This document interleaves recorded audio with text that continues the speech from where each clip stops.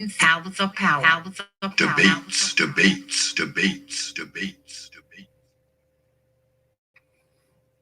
Let's get at it.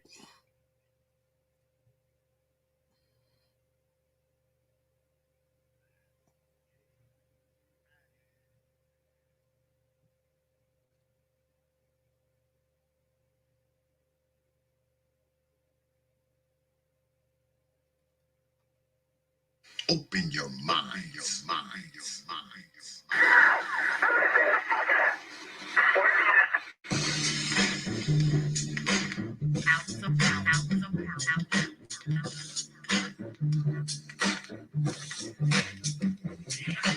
So, a community is where you control your beliefs, control your commerce, you control your education, you control your house. We don't control none of that. We live in a hood. Now, what about the big folks that get out? Oh, well, my cousin, he's a multi-millionaire, almost got $1 billion. 3 PhDs, working on 2 more. Driving down the street in Chicago in his Rolls Royce, enjoying himself, and he hit his siren and looked to the mirror and see this cop car flashing lights. He squeezed the steering wheel, man. Heart beats fast. Because he knows the price of a Negro, what it could be.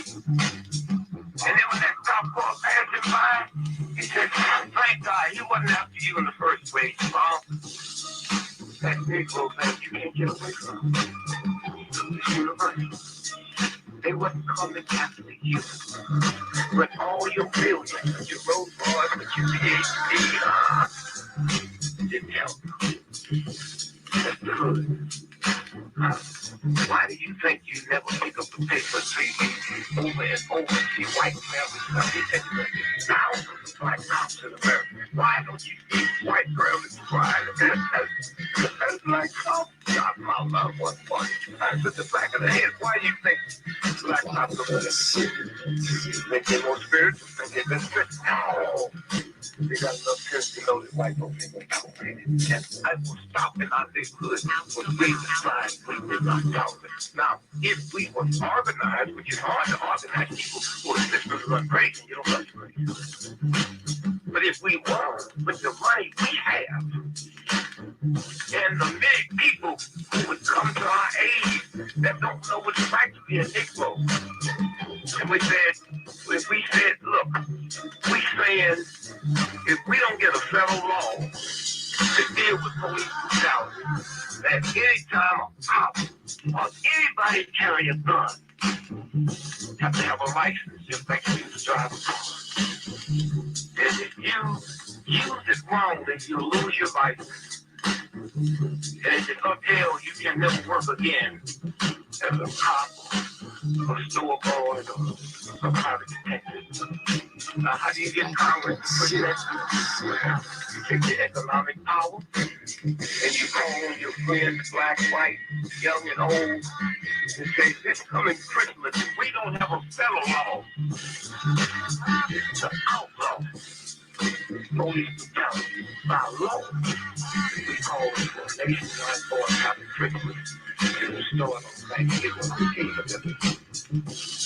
79% of all retail in America happens from Thanksgiving and Christmas. People did business all year, lose money just for Christmas, huh? Well, what happened now? Thanksgiving Avenue, Georgia, Sears over, Western House.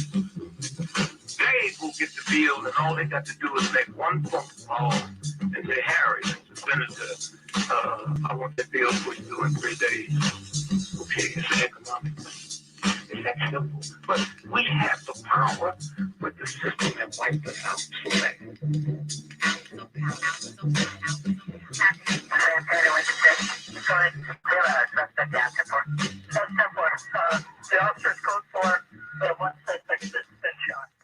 Open your mind.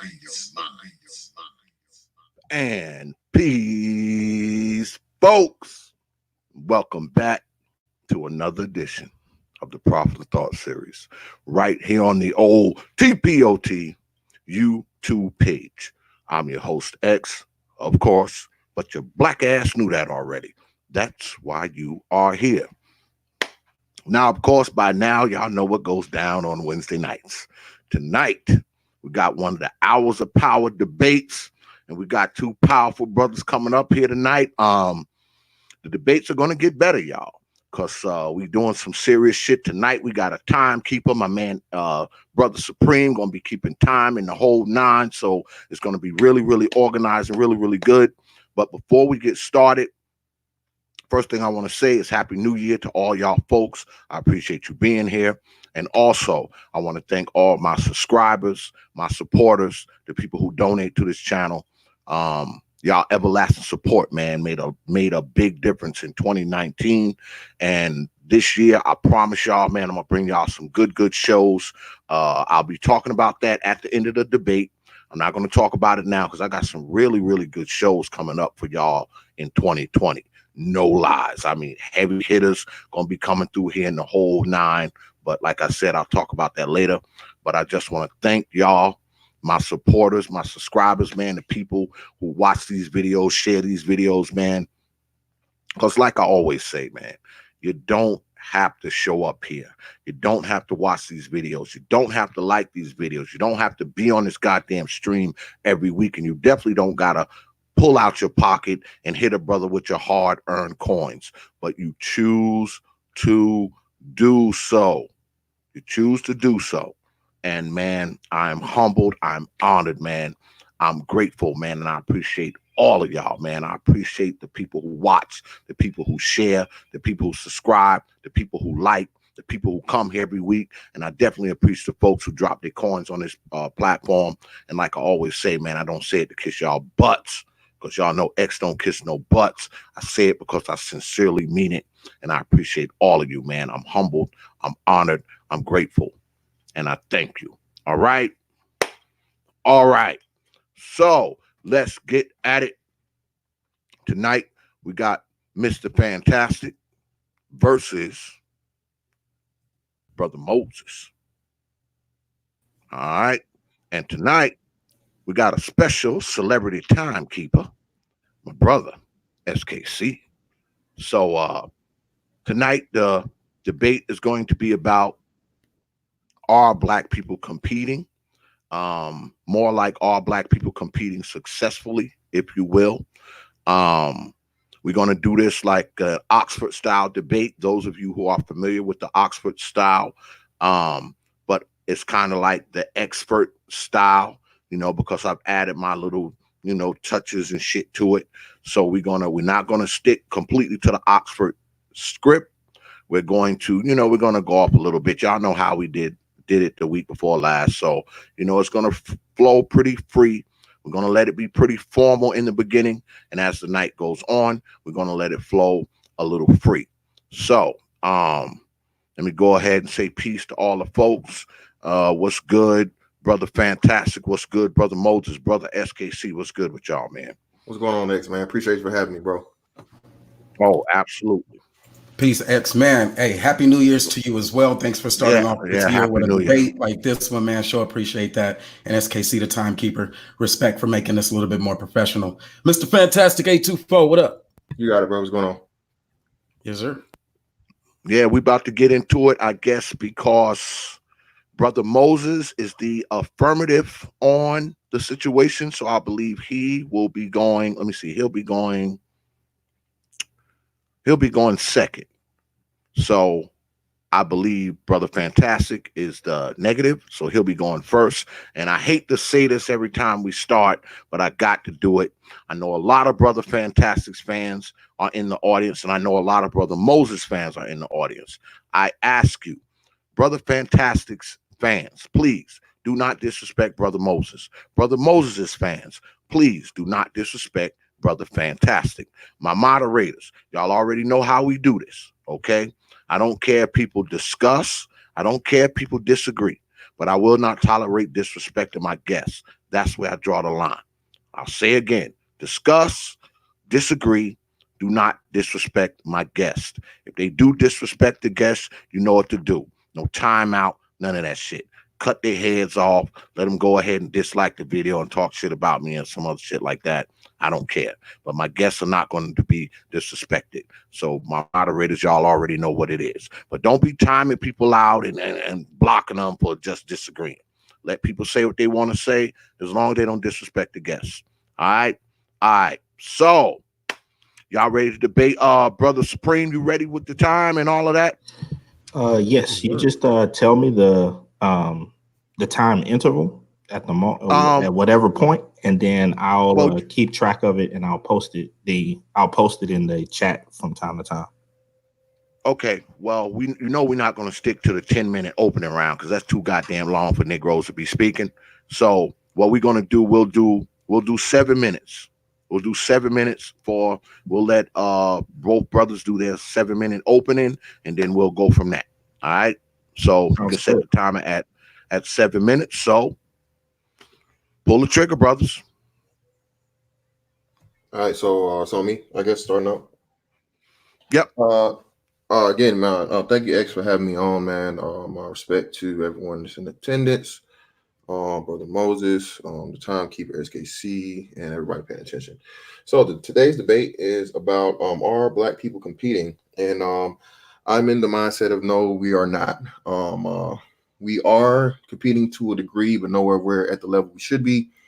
There's a lot of contention about the reasons or the possibilities as to why we may not be.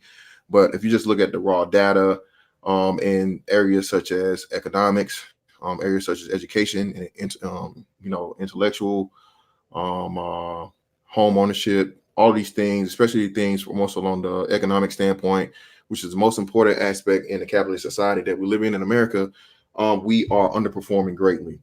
And you can look at everything from the poverty, us still being the largest, impoverished group or demographic in the country, along with education and not taking advantage of STEM fields, all those type things, not graduating at the level of other demographics that represent a very, very much smaller percentage of the American population than we do, but yet still we're getting outperformed.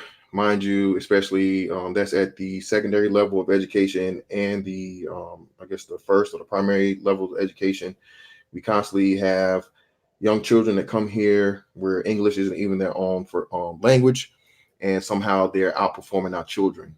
We constantly talk about now here recently the many grown adult Black males, especially that are reading at a 4th grade level, along with the still issues that we even have in the, personal responsibility, hygiene aspect of sexually transmitted diseases that spreads out into, sexual responsibility and maturity, which leads into things such as STD rates, especially things that are as detrimental as HIV and AIDS, that we also seem to lead in that also.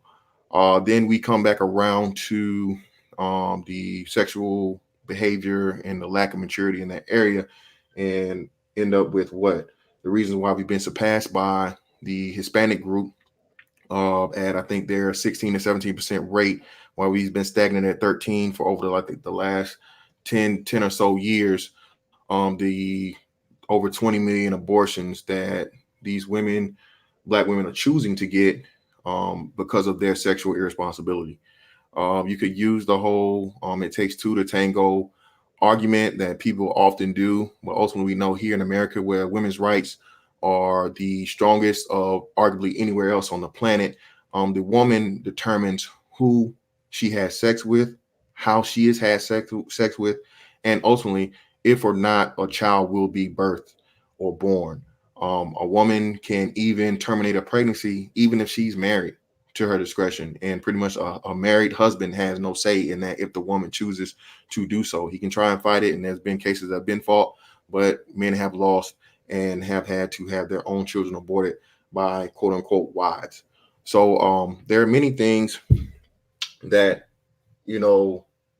we're falling by the wayside or far behind in, that other people that haven't been here or as long as one of the original big three, Caucasian Americans or white people, Native Americans or Indians, as we call them, and then us, Black or African Americans, ADOS, whatever you want to call them nowadays, that were here. And somehow we've allowed Asian immigrants to come here and outperform us. We've allowed Arab immigrants to come here and outperform us, and even African immigrants to come here and outperform us.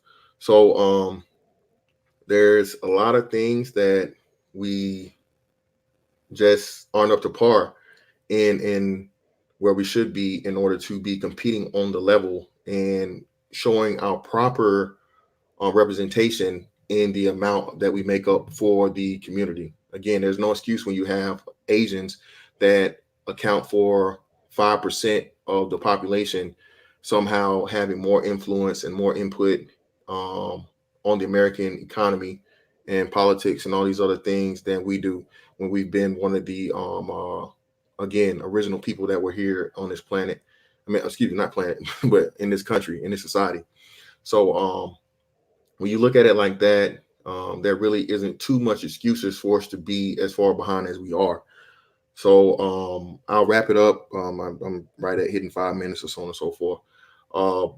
We just aren't competing at the level we are. I'm pretty sure my opponent will state that we are competing, which to a degree we are.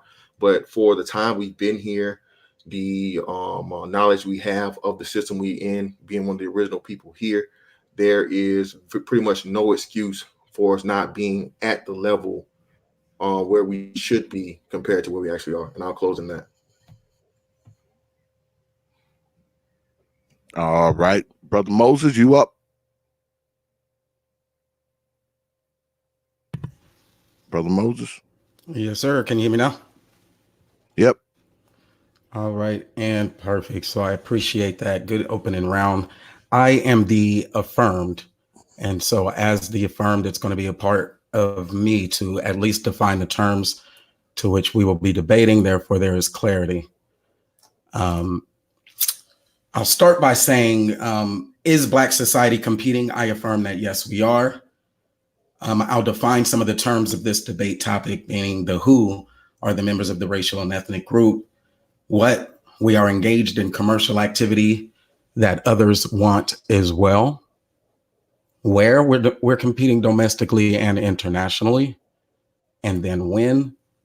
I have broken down into 5 different categories, from 1789 to 1861, which is the term of American slavery, 1862 to 1918, which is the most critical and most pivotal point in our argument here, which is for restorative justice, 1919 to 1980, with the race riots and the first march to Washington by A. Philip Randolph, which kicked off our civil rights movement.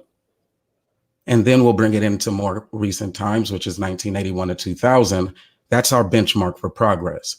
That's when, after all of those civil rights and fighting back and Jim Crow and Reconstruction, really started to see the numbers go through the roof, and we can see that. And then now there is the present, where the kids of today have inherited the conditions created by each era that I just mentioned before, and we can measure their impact statistically. With that being the defining terms, I'll give my 3 major premises that I'll be debating, and then I'll either, if I still have time, go into a little bit more information, or I'll leave it right there. But let me do this, T.P.O.T, because for something or another, I don't think that it does as much justice without this part here. Would you mind if I share my screen? No, absolutely not. Do what you do, man. All right. All right, so first and foremost, preparation is a key part of that battle. So everything that happened before you got to the battle was going to be important. That soldier should remember that. Before he tries to discredit everything about the abolitionist movement and any of the information that he knows I would bring, he's going to have to first understand that preparation is a part of the battle. He has inherited the certain benefits or the disadvantages of the generations that preceded him. Number 1 premise: Black society competes individually, collectively. The economic state of the Black community, well, that is a report that I can even access here. Black Americans make significant contributions to the economy as job creators and consumers.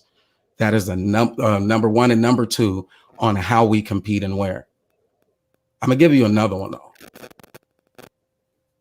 Social, political, economic conditions influence the achievement levels that he would refer to in this debate. He would look at the median income of about $40,000 and say that that's a bad thing.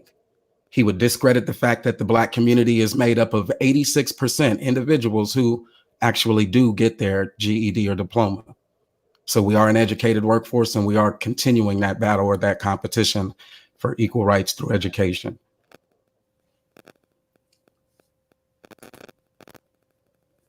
That Black society includes more than 40 million of us living today in America, 58% of which are Black Americans still living in that South under the harshest conditions, socially, politically, and economically. That more than half of us still live in the South is a testament to economic mobility or the stagnation therein. So what am I really saying here? That when we have this conversation, for one, you're going to have to look at Black society as one that is international, that our influence is global, and that out of all the positive things that you can say, you would have to say that look at Black society as we exist today, and then compare us to some of those other nations that are around 40 million people. To do otherwise would be disingenuous as hell. You're trying to compare 40 million and a legacy that we've endured against these subgroups or these immigrants that have recently arrived. The thousands, maybe, even the tens of thousands. Hell, there might even be 1 million Asians here in America. But to compare 40 million of us to that 2 million is going to be disingenuous. Now, that exceptionalism that one might expect is going to come through the proper use of our social, political, and economic power. That proper use of our social, political, and economic power is what's going to allow us to achieve against these odds. It's going to improve our ability to compete. I got a number of sources here that I'm going to be dropping in throughout this debate. So I'll just skim them from the high level for now. I'll be talking about the social, political, and economics, of course. But I do want you to also keep in mind that there are Black inventors and their inventions, and that we can quantify competition just by looking at the contributions of some of these greats who had their patents stolen, and some of the greats from our own community whose ideas are still generating revenue today, such as the spark plug. Much of the data that I have compiled will be along these lines, that when you look at that median income number, consider it this way, that 30,000 to 37, 38, 45, 47, 45, 47 can be aggregated. 5 years, that was $200,000. $200,000. Now, how it was spent, well, that's going to be up for the individual. And I think that's where the conversation keeps getting taken away. You want to talk about the personal rather than the social or the institutional.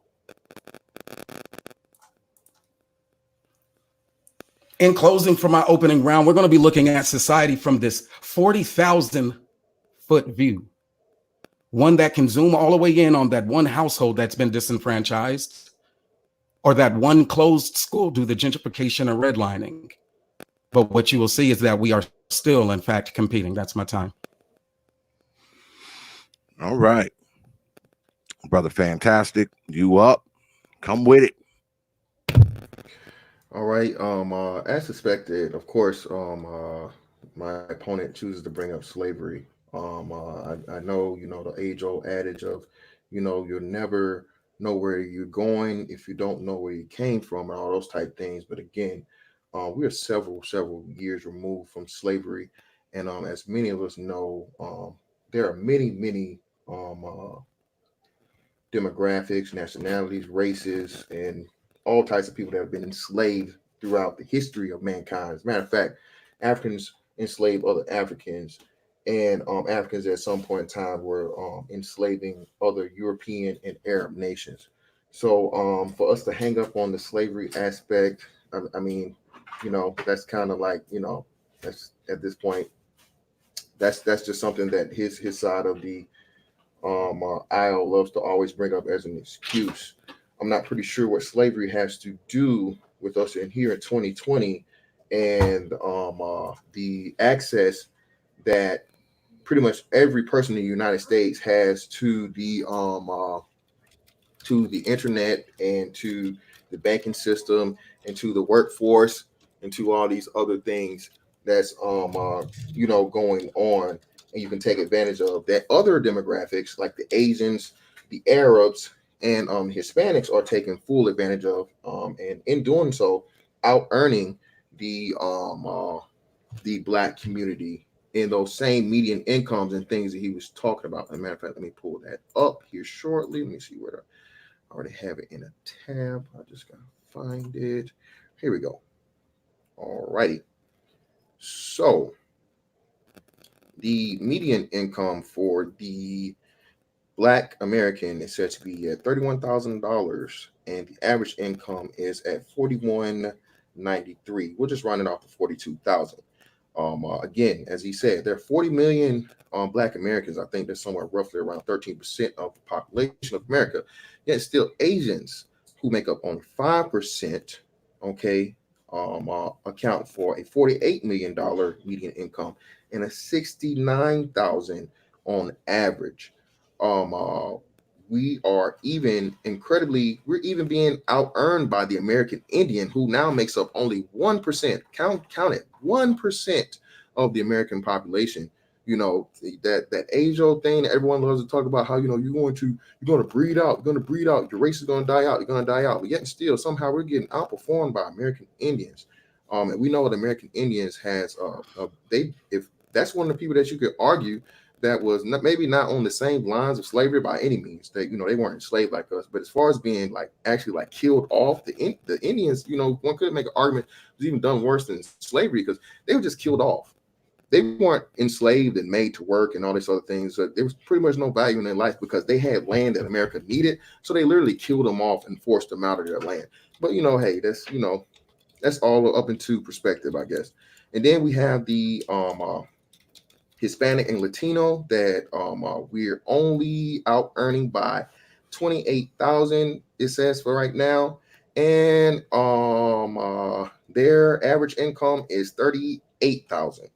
Okay, so we're only beating out Latinos by $3,000, and then somehow even Pacific Islanders are out earning, people from Hawaii and people like that, Filipinos, things like that, considered, I think, have a median income of 33,000 and 46,000 on average. And of course, we're not even gonna bring up the white man because the white man is, even though the Asian is outperforming the white man, because the white man is only at a median income of 44,000 and the average income of 62. So again, when we start bringing up these median incomes, and then in tandem we bring up slavery, I would like to know, how does slavery play a part in this, in comparison to other people again that have came here after, or people like the American Indian, who's one could argue has suffered something cataclysmic on the same level as slavery, being that they were wiped out and now they're down to 1% of the population,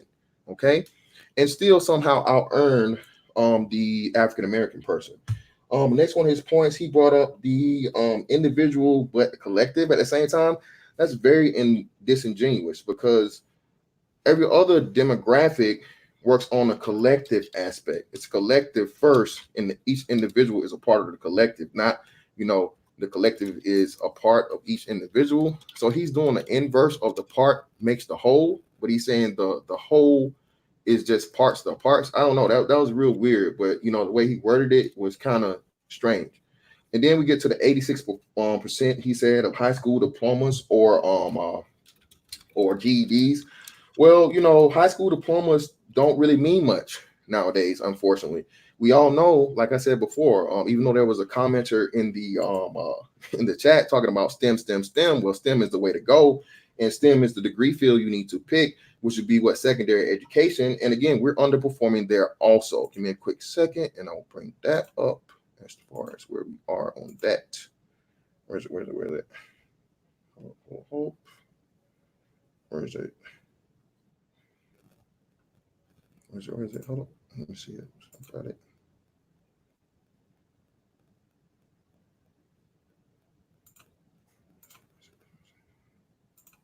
Oh man, hold up. Oh yeah, okay. Don't have to.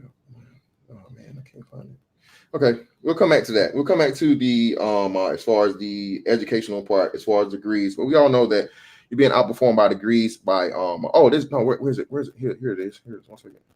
Where is it? What the hell is it?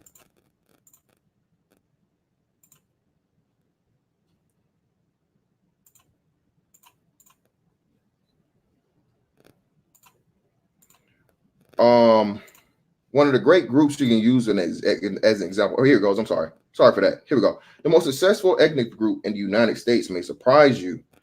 This was an article posted in 2018, and you know who that group is? It's Nigerian Americans. Nigerian, okay, not African Americans. Nigerians, which are who? Immigrants, people who, again, use a perfect example coming into this country. That's just time.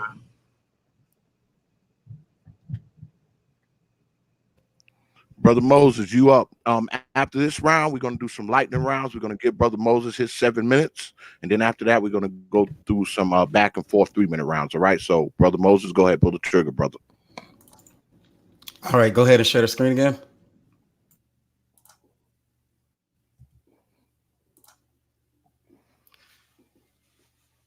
All right. So I didn't know that it was the rebuttal round just yet. But if it is the rebuttal round, there was a lot that we would have to synthesize. So I'm going to rebuttal. But likewise, I have extra work to do, which is to reaffirm the actual position. Number one is, are we competing? So when it comes to the rebuttal round, an equivocation just happened, or a double talk. One where somebody says, well, we are not competing, or so, yeah, they say we're not competing. And then they turn around and say, well, yeah, we are. And then they turn around and say, yeah, we are, but we're underperforming. And then, yeah, we're underperforming only in certain areas. So it's what I like to call selective dirt that you're throwing. You're not clear whether or not you want to say we're competing or that we're not completing. Are we or are we not competing? My answer is the affirmative yes. And I say that we are competing on a global scale. And I'll tell you how. When we start looking at those median incomes, I said, let's do them from a 40,000 foot. And let's also do it from one that recognizes that as a society, we are 40 million. So let's compare it on a global scale. 40 million based societies. That's the information that we'll be looking at, not those folks who are brought here on H-1B visas to work for a major corporation. So they've already competed for themselves in their own space and been brought to America. Their elite that they've been able to send over, not just their refugees that they've emptied out, and those refugees who are able to take full benefit of some of those government programs that Black folks have been denied notoriously. Let me get to some more of these talking points. The guy said that we've been, he didn't bring back up the abortions and the STDs and any of that stuff. I will say that those are, what do you call them? Sidebar conversations about the conditions of each personal and their personal decisions that they make. And those sidebar conversations, STD rates and HIV, I guess it would only confirm or deny whether or not they're competing in the sexual market. That's a conversation that you can probably have with a dating coach. For me, I tend to try to stick with the economics. And so I'll stick with that median income thing that he keeps harping on. And then I'll show you why as well. Sexual behavior and lack of maturity, those are personal opinions.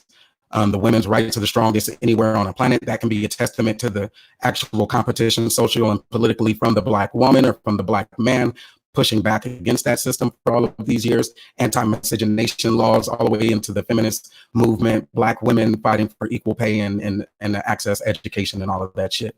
And in fact, the Black woman being one of the most educated in the United States is also a testament of our successful competition politically to open up access to even the Homestead Act 1862, which got us land grants for those Black colleges, and then the education that the Black woman has received at many of these HBCUs subsequently. So he said, I'm not sure what slavery has to do with us in 2020. So he obviously doesn't understand the generation of wealth and how wealth calcification has happened over the years. I won't knock him for that. It just showed.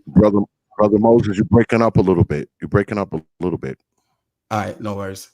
It shows that he's just a little bit less studied, that he doesn't know correlation, that he can't the intergenerationality of politics or capital, inherited wealth, inherited land grants. I'll give you an example just to progress the debate. 1862 allocations of land in about 640-acre plots that African Americans weren't eligible for. I'll give you another example. African Americans have consistently fought in America's wars. Of that, they were seeking two things: education and homes. But even into the late 80s, African American veterans were experiencing the ramifications of redlining, and the Homeowners Association was not allowing those loans to even go towards Title III, which is the benefits for those African American veterans. We see that correlation throughout.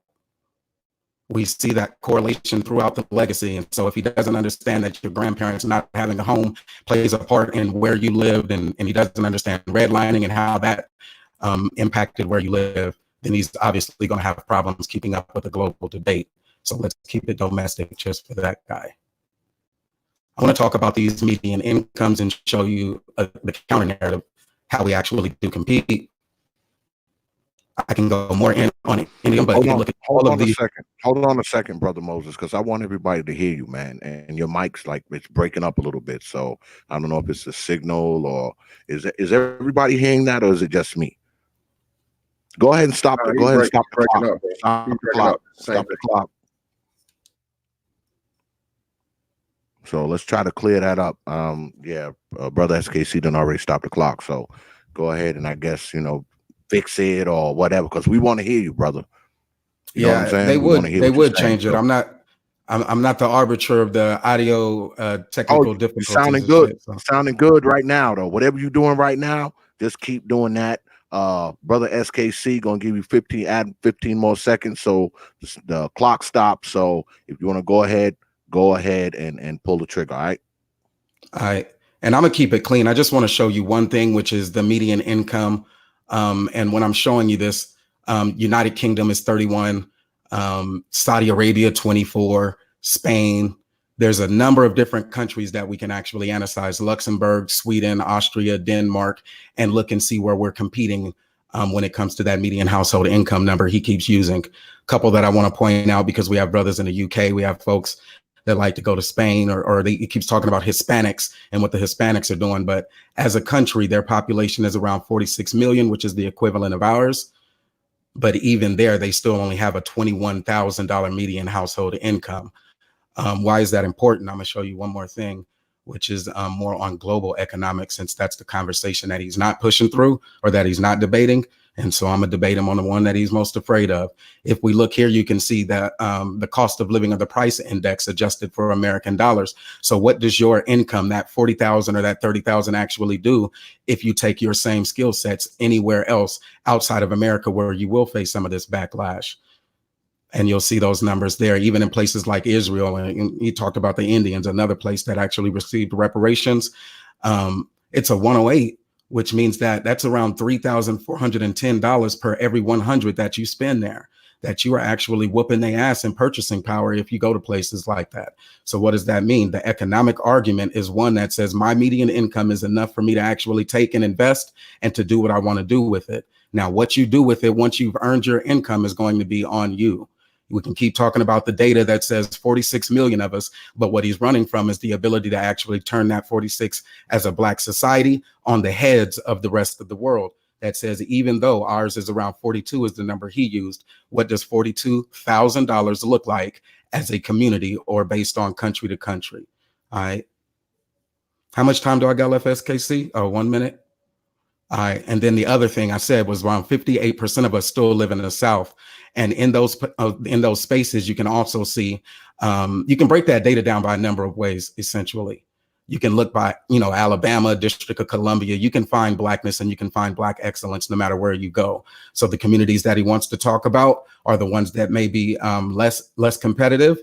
And then the communities that he's also omitting, you can look at the Black Excellence list, their YouTube channel. They'll tell you about the places like PG County, I guess, where the median incomes are a little bit higher.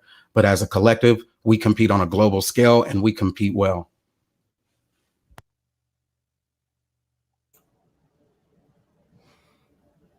All right. So we're going to Was go that my to time? the back. Yeah. Yeah, I think so. Was that time, Brother SKC? Yeah. All right, peace. All right. So we're gonna go ahead.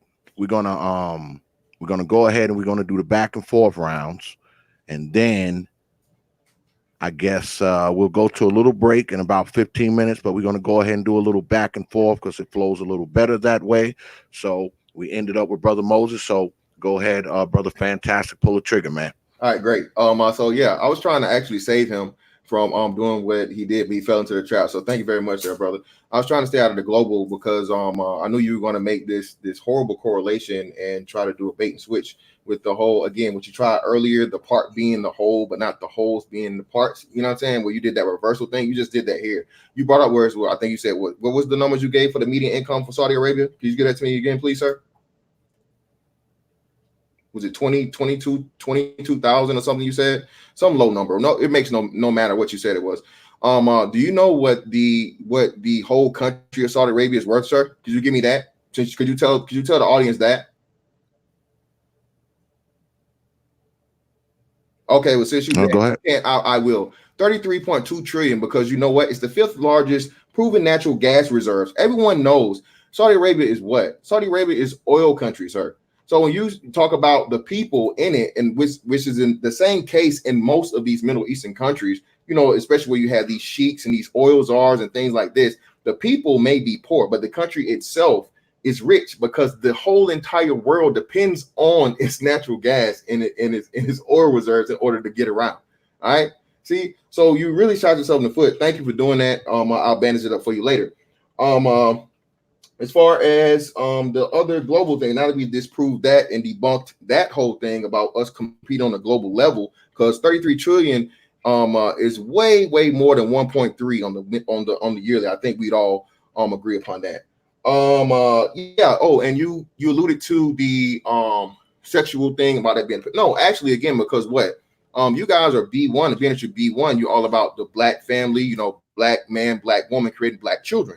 So if you have black men and black women that are being sexually irresponsible, and especially bringing children into the world that may be infected with the HIV or AIDS virus, well, you are again doing along the same lines as the women that are doing the abortion thing. You're taking away from your numbers that you need to in order to really compete, you know, because the more bodies you have, the more money you make. The more money you make makes you more competitive on the global as you try to just, you know, do the whole, you know, bait and switch on level where you can actually would be able to possibly compete with 20 million more people added to your numbers had they not been aborted by black women over the last 20 or 30 some odd years. You understand that? So when you bring up all of those median incomes, if we were to add 20 million more $40,000 median incomes, $30,000 median incomes, how much more would that be? You know what I'm saying? I can't even really do the number off the top of my head, but just thinking about that is, you know, in itself. And that's probably 3 minutes. So I'll let you shoot this one, and whatever you come with, I'll come after that one. But again, that was a horrible thing going into the global aspect, bro. All right, Brother Moses.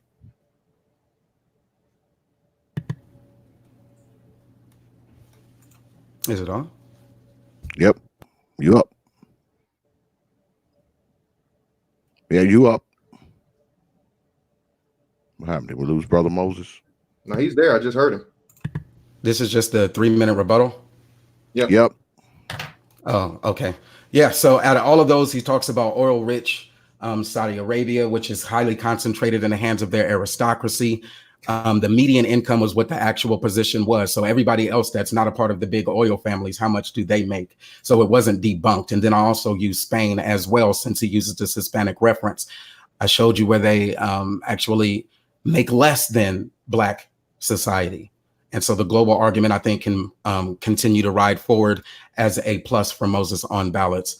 The global argument is one of those ones that is a bit hard to have the conversation about, because I guess he can't really grasp the individual collective. He's getting lost on the semantics of it or the positioning of the words. He says it's very disingenuous, but it is just to say that we have individuals who achieve well, and then we have the whole collective, that individuals can be representative of that entire collective, or they can actually stand there and say, I am Black first, and push for Black first agendas. Something like the Atlantic Ta-Nehisi Coates, the national correspondent for The Atlantic, who writes about culture, politics, and social issues. While he has a job that's inside of a broad or the bigger media, he still uses that platform to pin information such as the case for reparations. I bring that up just to look at The Atlantic. And with this example, I hope I just put this shit away to where he can actually understand that the problem analysis is being dismissed outright. The Atlantic published a political opinion piece that cites a 2014 study called the Equity Report. It was done by the University of Southern California. It concludes that the United States economy would expand by 2.1 trillion in GDP if racial minorities had equal access and opportunities in the job market. They back that up with other sources. They substantiate the claim using the American Sustainable Business Council that says racial disparity is hurting our economy today. The sooner we address it, the sooner we can reap the benefits of a more equitable and vibrant economy. That's David Levine, CEO and co-founder therein.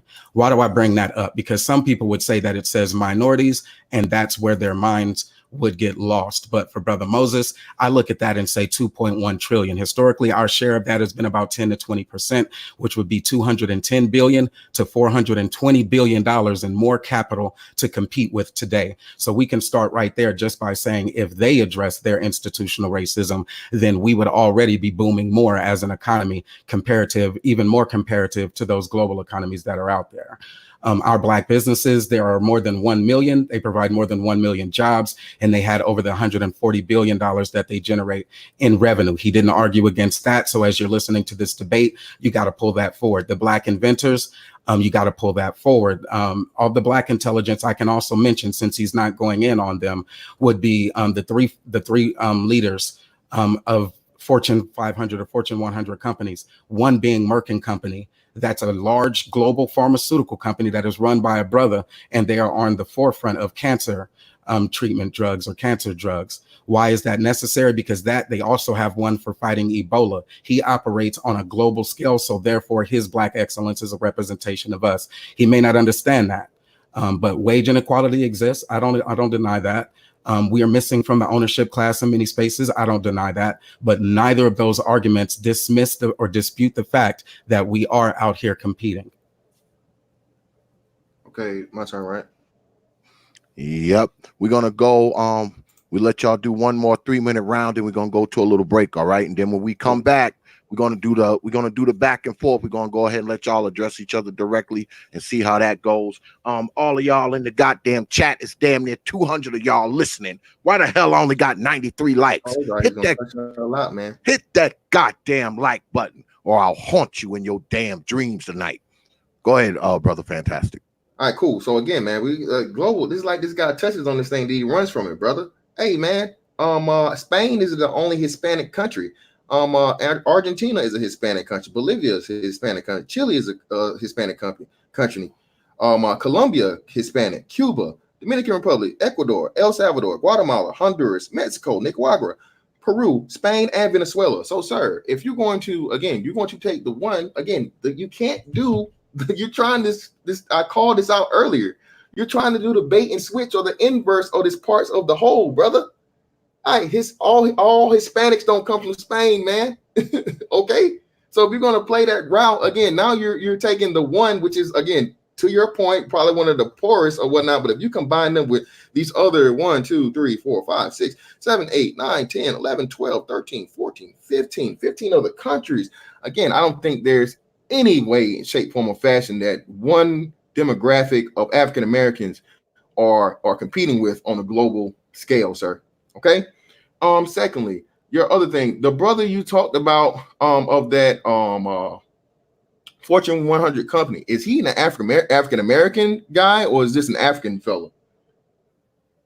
What is it? What is his nationality? Don't mind me asking. Oh, he's African American. He is African American. Okay. So one out of 500 Fortune 500 or Fortune 100 companies. Again, that's one you're trying to do the individual compared to the whole, which I'll even give you that. So still compare that individual and his contributions compared to the other 97, because you said there are 3 out of the 100 that are controlling other markets in the top 100 companies of the country. Again, how is that equal footing? How is that an equal comparison? And as far as the you said I didn't allude to the inventions. Where and how is the Black community benefiting from these inventions? Are Black Americans getting any type of kickbacks from these inventions from a long time ago from Black inventors? I don't see any residuals from that. I'm pretty sure you don't. A lot of them, like you said, you alluded to also that were allegedly stolen. I mean, if it was stolen, I mean, business is a dirty game. It's whoever gets to the patent first. I mean, it could be argued and alleged that they were stolen, but that's all, that's all speculation at this point. It's he who has the patent has the power. So, what was another thing you touched on there? So we'll just stick with the global thing for now, man. It's funny again how you open. Oh, you said time. My bad. Nope, that's time, Brother Moses. Yep. So interesting again. Out of all of the ones that he actually mentioned, he brought them together, and his only real rebuttal was that, well, if you add them back up, the Latin communities, if you add them back up, that's not what we're doing here. You would. I don't know how to explain it to him in any simpler terms. When you're looking at a population of 46 million, you can only compare it to populations that are around 46 million. When you're looking at median income, then you can only compare the median income. Differentiation between what our talented 10th and what their talented 10th are doing is still going to come down to the ownership there. We are a minority stake. So what your issue is that you're trying to take the conglomerate of 46 million African Americans and then put that up against the talented 10th or the upper echelons of what other societies are doing. That's not what I did. I gave us an even playing field that just looked at the median household income. And then I did so amongst those countries that are around 46 million. That's why I use Spain as an example. And I showed that the median income of the Black society is even higher than Spain. But I gave some of the other ones. Argentina's, we could beat theirs too. I want to actually share my screen so we can show it, just to make sure that we're driving this point home. Because if there's one thing that it sounds like folks can actually benefit is from understanding when you're talking on a global scale or from a 40,000 foot view, and you're looking down on Black society as the opposing argument does, you should look with a more educated lens. You should look down, but you should also see our excellence. I want to drive home the point of excellence, that we've always been competing against those insurmountable odds, as so it seems. But as we compete, it's in those areas of social, political, and economics. The overall outcome, I would agree, we're not there yet. We are still competing to this very day, which is the essence of what this debate is about, whether or not we are competing versus we are not competing. I'll give one quick analogy. The NFL football team, he's talking about ownership and saying there's not enough Black owners, while omitting the fact that 70% of those who are providing that entertainment are on the field are African Americans. And of those African Americans, 55 per team, 11 would be on offense, 11 might be on defense, special teams, something like that, many alternatives. What's the point? There's a whole army around them that helps that team push forward. But at the end of that year, those folks who even sat the bench and that were underperforming still get a ring. Why? Because they were a part of the team. We are a part of the Black society. So that individual, that one-off example of the Black CEO, there were others. I just gave him one. So we'll keep that debate going, and hopefully he can go a little bit more in depth on his global argument and why he feels that that's not a good point. And then my point is that if we're comparing ourselves, 46 million of us, that we do so in the light of 46 million others, not the talented ones that they get over here on H-1B visas, that get to our colleges through schooling or whatever, and high performers already, or not those wealthy aristocracy that come from other societies and end up here. That's disingenuous. All right, that brings us to the end of that part of the debate, folks. Yeah, we're gonna go ahead and we're gonna take a little break. I'm gonna play a little music. Also, I need to come up here and scold my damn audience. Let me turn this camera on. God damn it. Now we up here. I'm bringing you these two very intelligent Black men with a very intelligent debate going on. and you cannot muster up the damn will to hit this damn like button right here.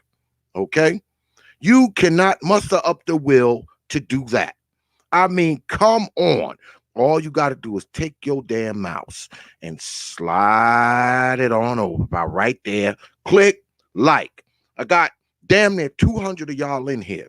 I'm not asking you for $1. I'm just asking you for a damn like.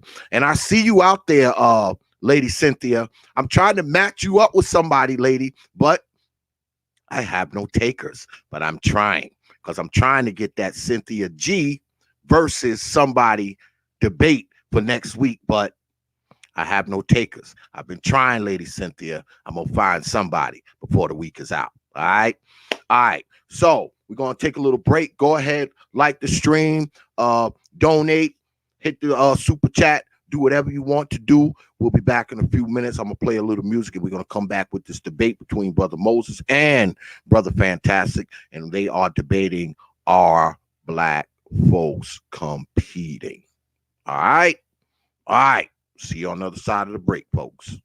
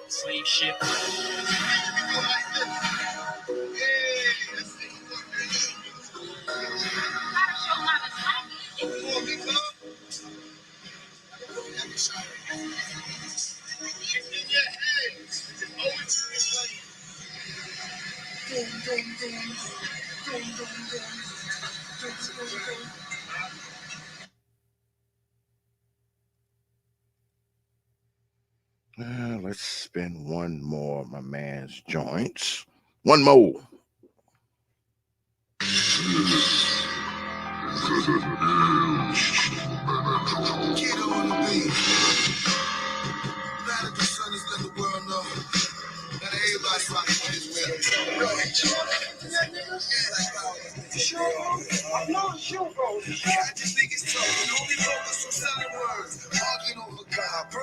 agent than a herd. I focus on the youth, building homes or putting work. I'm talking to you straight. Listen here, don't miss the chance. Don't mess me with these youths. Check the bills. So-called innocent. Do nothing but sit and spoon. The most lame and minuscule. Ideas in the interviews. Most childish and cynical. Cartoon niggas sitting looking like a pick and shoe. Go on now, pick and choose. Hebrew, Nawabi, and more than short submission true. Ninjas, not here, listen to. I'm talking physics while you stuck on speaking spiritual. Like building schools from Brownsville or Bankhead. Engineering projects with no need for no bank bread. Growing food, so we got no hungry, we stay fed. All hospitals, no diet and aphids. Listen hard, this is different shit, different shit. That's the race cars and the picnic bitch. That's the lane bars and the ignorant shit. Ignorant shit, black power, focus on the business, bitch. I'm black any time of day. I'm messing with these dudes that let your mind astray. I'm black in every type of way, every way. I don't give a fuck what they gotta say. I'm black any time of day, anytime. I'm messing with these dudes that let your mind astray. I'm black in every type of way. Fuck you, and I don't give a fuck what they gotta say. I ain't Moorish, I ain't Asian. Please don't distort shit. I don't co-sign none of these lame ones. Funny ass hats, always talking about claim something. Arguing over black this, black that. Black lives, black facts. When all I see is black blood, black crips with black cats, black scar from black tracks, black charge with black tag, black bar, no cashback, black card, who has that, brother? They even playing ball of their ass can't wait. You selling souls on the cash app hit. You pimping minerals, crystals, and the sage. You still in religion, homie. You still inside the cage. See the bullshit. Cameras show the foolishness. Fools follow movie flicks. Most front, but truly fake. Low fish on some holy shit. Start beef, call the police quick. Too sweet, so you know he bitch. What street? Who he rolling with? He know when I speak. That's the link. That's the call for action. These dudes is sweet, straight wheat. Better off with action. I learned they game in this lame. I'm better off with rapping. I'm gonna send them flames, straight pain. And it's all we capture. Straight truth when I speak, dog. If it ain't my black, we won't speak, y'all. I live in proof of what I speak of. Pushing straight black through the speakers. I'm black any time of day. I'm messing with these dudes that let your mind astray. I'm black in every type of way. And I don't give a fuck what they gotta say. I'm black any time of day. I'm messing with these dudes that let your mind astray. I'm black in every type of way. And I don't give a fuck what they gotta say.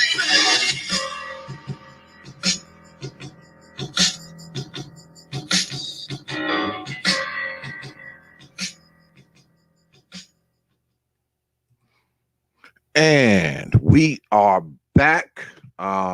Yeah, I've been spending a lot of Q-Butter shit because Q-Butter, those of you who don't know, is my folks. I was actually out there last week. I was in New York City. I actually spent the evening at Zayek's Institute interacting with the students. I was helping them do some soldering.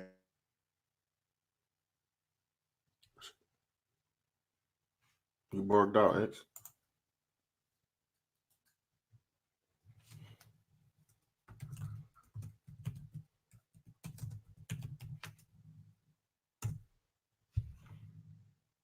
I'm not tripping. Is it me? No, I think the brother bugged out. Yeah, he froze. Can you hear me? Yeah, I hear you. But like I said, it wasn't me. I wasn't in control of the audio No, elements. yeah, it's like he froze on my end. Is he moving on your end? Nah, my whole screen is locked. I think he has to come out and come back in. My bad, y'all. I don't know what the hell just happened. You know, they don't want to see this information get out, man. Yeah. So crappy Spectrum, goddamn internet. You know, used to be Time Warner, but it's still crap now that it's Spectrum. But like I was saying, I don't know where I cut off at, but I was actually at Zayek's Institute last week over there with Q-Butter, man, interacting with the students, man. It was one of the best things I had did. It was the highlight of my week. I'm going back the next time I in New York City, I'm gonna go back. I'm actually gonna be trying to do a presentation. While I'm there, I'm gonna bring some of my stuff. I'm gonna bring some engines and some engine mains and things of that nature, and interact with the kids. I really enjoyed being there. Shout out to my boy Q Butter. He's done a lot with the place. He's built it up since the last time I was there. It looks totally different. He's totally remodeled it. I think he's tripled his student count. And I mean, it was a wonderful thing, man. It was magnificent, man. Those little people, man, are building all kind of shit in there, man. They're building remote control cars. They're building electronic stirrers. I mean, they're working with fan motors and converting them into things that control robotics and all kinds of shit. So, you know, I mean, when we talk about building on the ground, that shit is happening in Brownsville, Brooklyn at Ziac. So if you ever get a chance to get down there, go ahead and check it out, man. It is magnificent. Magnificent, I tell you. But anyway, we're gonna get back to this debate. Brother Fantastic, Brother Moses. I think we left off with Brother Moses, right? So we're gonna go ahead and we're gonna do the fire round. Now we're gonna get into a little back and forth. It's not gonna be moderated as much. Go ahead and let the brothers go ahead and confront each other directly. All right. All right. Do it. Let's do it. All right. Go ahead. How much time we got for this section? Brother? We're not going to really time this section that much. We're going to do a little back and forth and see how it goes. Yeah. All right. I'll concede when I'm done my point. But anyway, right. Yeah, he said I didn't know anything about slavery. I didn't understand slavery. It's mighty funny though. Even though bring up the slavery argument, that did you know that Black Americans make up the highest percentage of government workers? The same country that enslaved the Black people. So wouldn't that mean at the same time that the big bad white man was giving the Black man and the Black woman the most help of any other demographic in the country? I mean, I just find that how, we go back and we look these hundreds of years as far as slavery goes, but again, we want to ignore the now.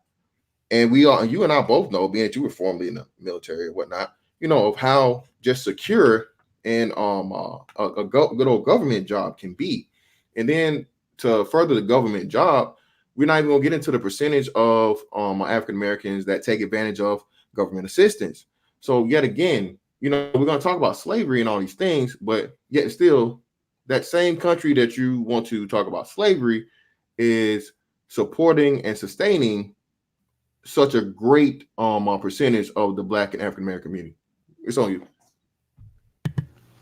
All right, appreciate that. Good 2 points to start off with. I'll finish mine with a question though. So you said that we're the highest percentage government workers, and that is a testament to the fact that we are actually competing for jobs. I told you about 1919, A. Philip Randolph's march, and then I actually showed the image when I had my opening round of when we were marching. On that image, it says for jobs and things. So that is a testament to how we fight politically. When I say we're socially, politically, and economically fighting, we have the same basic needs, which is for housing, food, shelter, leisure, recreation, even sexual attraction or whatever it is, sexual selection. And so in that, we're fighting as individuals as a part of this big collective. And our interests are up against competing odds. Other people actually want the same things that we want. And in order to get those, we try to navigate this capitalist system using whatever means that we have available to us and our networks. So the competing to get there to the government job, what about the testament of those people who were there in those government jobs who opened up doors, those diversity networks and those hiring symposiums going down to our HBCUs to attract top talent? Are you saying that we're not competing by going and actually recruiting on those HBCUs or historically Black college campuses? I think in order for us to get those jobs, we first had to compete to get there. And once we became the highest group there in the government sector, that it was because of our competition. And then secondly, you went into not just the government, you used it as a rebuttal against racism. And my thing was, you said the Indians weren't enslaved, they were killed off. Those both would be wrong. They were enslaved, and then they were not all killed off. The 1% that remains actually did receive land grants and reparations. And now even today, they have casinos that are a primary driver of their wealth in many states. Overall, as a group, they're not as hot. But I'll let that ride right there. So when you're looking at jobs and then government assistance, all of those things, the welfare state and the New Deal, all of that legacy of competition politically is the testament that I'm speaking towards, where Blacks have fought hard for the jobs that they wanted or whatnot. So let me ask, as I end mines, your clarity on this individually collective, is that still what you would say is disingenuous, or do you kind of understand where I was coming from with that? And if so, what is your opinion on being an individual that's viewed as a part, or you're as an individual, you represent the entire Black society no matter where you go? That would be my question for you. Well, no, you're still being disingenuous because again, you're trying to inverse the parts of the whole. You're trying to make the wholes make the parts and not the parts make the whole. That's the whole argument you're making. And then secondly, again, I don't see how you consider something that you were given by the government due to affirmative action and plenty of other laws that were made giving those government jobs. And we all know, like handedly, that government jobs are nothing when it comes to revenue compared to the private sector. So again, if you're being given something through affirmative action laws and equal opportunity laws, how then can you say you're competing? Because again, that's the reason why there's such a high level of Black workers in those government jobs. We both know this. So like I said, your whole argument and your rebuttal is disingenuous because me and you both know the reasons why African Americans attain the highest percentage of government workers. Furthermore, the HBCU, yet again, HBCU, you just had the white president of the United States of America give the biggest guaranteed money and long-term grants to HBCUs, again, to make them, you know, those institutions that will be able to survive. Unlike we've seen several struggle here lately, either Spelman or Payne or something. One of those, a couple. There, it was a couple to a few of those HBCUs, historic HBCUs in the Atlanta area that were pretty much going bankrupt and being run into the ground by those same Black people that were supposed to be in control of it. To get back to your point of you using the parts to the whole or the individual representing the collective, again, I'm going to have to tap into your philosophy of quote unquote B1, because according to you guys, if I do not consider myself B1, I am excluded from the Black community. If I was to somehow have a spouse of the opposite race, I would be excluded by the Black community. So if that's the case, again, you're by that point, me just simply being a Black man shouldn't be enough for me to represent the entire Black race. If I go by your philosophy that you follow of being Black first, means that I put the Black man first and my family's all Black, and I'm down with believing in white supremacy is holding me down and got his foot on my neck and all these other things. And one last thing, what else? Competition. Oh yeah. It seems that another big hindrance in the whole competition aspect, and we can just get away from the economics part of it, because I mean, even though I think I did a pretty good job of disproving. Oh yeah, another thing too, we use Argentina and use these foreign countries, even though Spain is one of those that has like a currency that's on par with the American dollar. Countries like Saudi Arabia and Argentina and the majority of those other, me and you both know that, bro. These are countries that have currencies that are pennies on the dollar in comparison to the American dollar. So again, even in that, you were being extremely disingenuous. So either way it goes, back to moving away from the economy part of it, we have to get into I guess we're in education now. When we get to the education field, we are, again, you failed and you totally skipped over the whole fourth grade reading level by a significant amount of grown Black adults. So how can you therefore compete if you're illiterate? Literacy directly correlates back to your economy argument. So if and when you have children that are never taught to read that grow up to be adults, which again goes to the whole parenting point, as you said, it wasn't a big deal, it's sexual this, that, and the other, but it's somehow insignificant, even though the parentage is the most important part, because the parents, they mold the child and set the child up for success if they are indeed good parents. So I'll just leave it on that, and I'll get to whatever I'll rebuttal your points. Brother Moses. I guess he doesn't have any questions, actually, so I'll just sit here and keep debunking the shit that he says. And you got to watch out for it because it's elusive, right? So one of the things that he was talking about is the pennies on a dollar argument for places like Argentina. Why does that sound familiar? Is because I actually brought it up. I'm the one who said, now, when you even look at those countries, we are significantly better and more competitive because of our dollar. Our median income or the transferable skills that you have to go to a place like there shows us that your $40,000 that you have is actually a hell of a lot stronger once you get there comparatively. And that's on the global argument aspect. I know that he wants to yield the global argument and just say, Moses, I think you got it on the global when it comes to median income. I think I drove that point home. Maybe he won't see it because I don't know, for whatever reason, the data is not working for him. But let's continue. He also said the competition aspect on education. He said that I didn't address it. Maybe I talk too fast or he listens too slow, but I said we have about an 86% high school diploma graduation. 86% of our adult population has that diploma. So either the problem is that they're graduating niggas who can't read, or these motherfuckers are still eligible to go into the workforce or into entrepreneurship or whatever venture they decide to go into once they graduate, but they are getting a diploma. So you tell me that they only have a fourth grade reading level. What I did was share my screen. That is something that he's also going to have to do to actually show. Now, a couple of other major things that he keeps alluding to. He says white supremacy is holding me down. So when I talked about it, I talked about it from the lens of the institutional ramifications, not just the personal, which is why I said the personal choice would be the sexual selection argument that he wants to talk about: personal responsibility, hygiene, STD rates, HIV, AIDS. What you eat don't make me shit, but what it can do is give you diabetes. That's just a known fact. People will make their personal choices for whatever destruction or vice they choose. That's not outside of the scope of just living and competing in America. They compete on how the hell they want to kill themselves, and that's their free right. But what it doesn't do is dismiss the fact that there is white supremacy inside of our institutions, that capitalism itself has concentrated wealth in almost an aristocratic formula. That formula is from top down, economic, political, and then personal. So the personal racism is not what I'm talking about.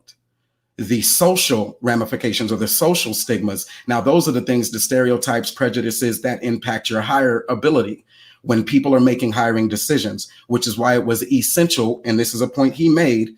It was essential for us to have that competition politically for affirmative action and equal opportunity. Those are Black folk driven competitions politically to increase our standard of living.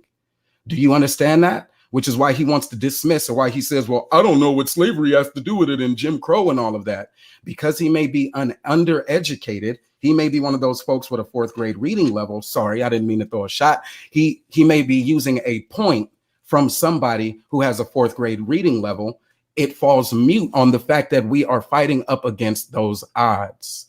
Those odds are still there institutionally with redlining. Those laws are still there when it comes to credit inequality. And those laws are still there when it comes to wealth inequality. And because of that, we have to continue to compete. That is what I've told you, is that we are at a position of perpetual competition. It is driven by just being a part of the capitalist system. So the last thing he says is the part of the whole or the whole of the part. Now, you sound a little bit confusing. Can you be an African American? The answer is yes. Can you have people who are African Americans who put America first? Yes. Do you have people who are pro-Black that put Black before being American? Yes. That, don't confuse it. I'm saying that we as individuals can compete, and what you do as an individual can be a reflection of the whole, just like the reflection of the whole can be cast down in either a positive or a negative stereotype towards you.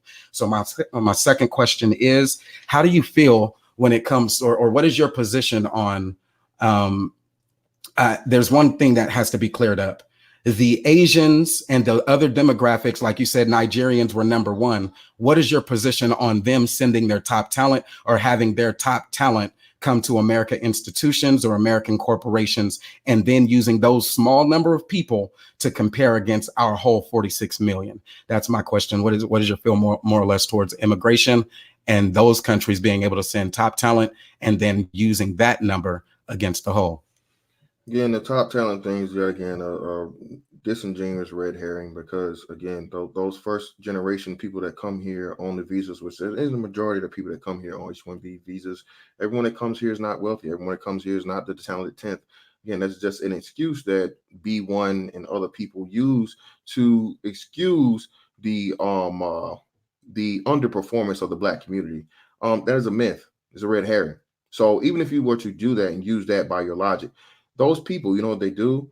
They usually come here, they get married, they bring their families, and they teach their children, because even if they are the talented, their children aren't.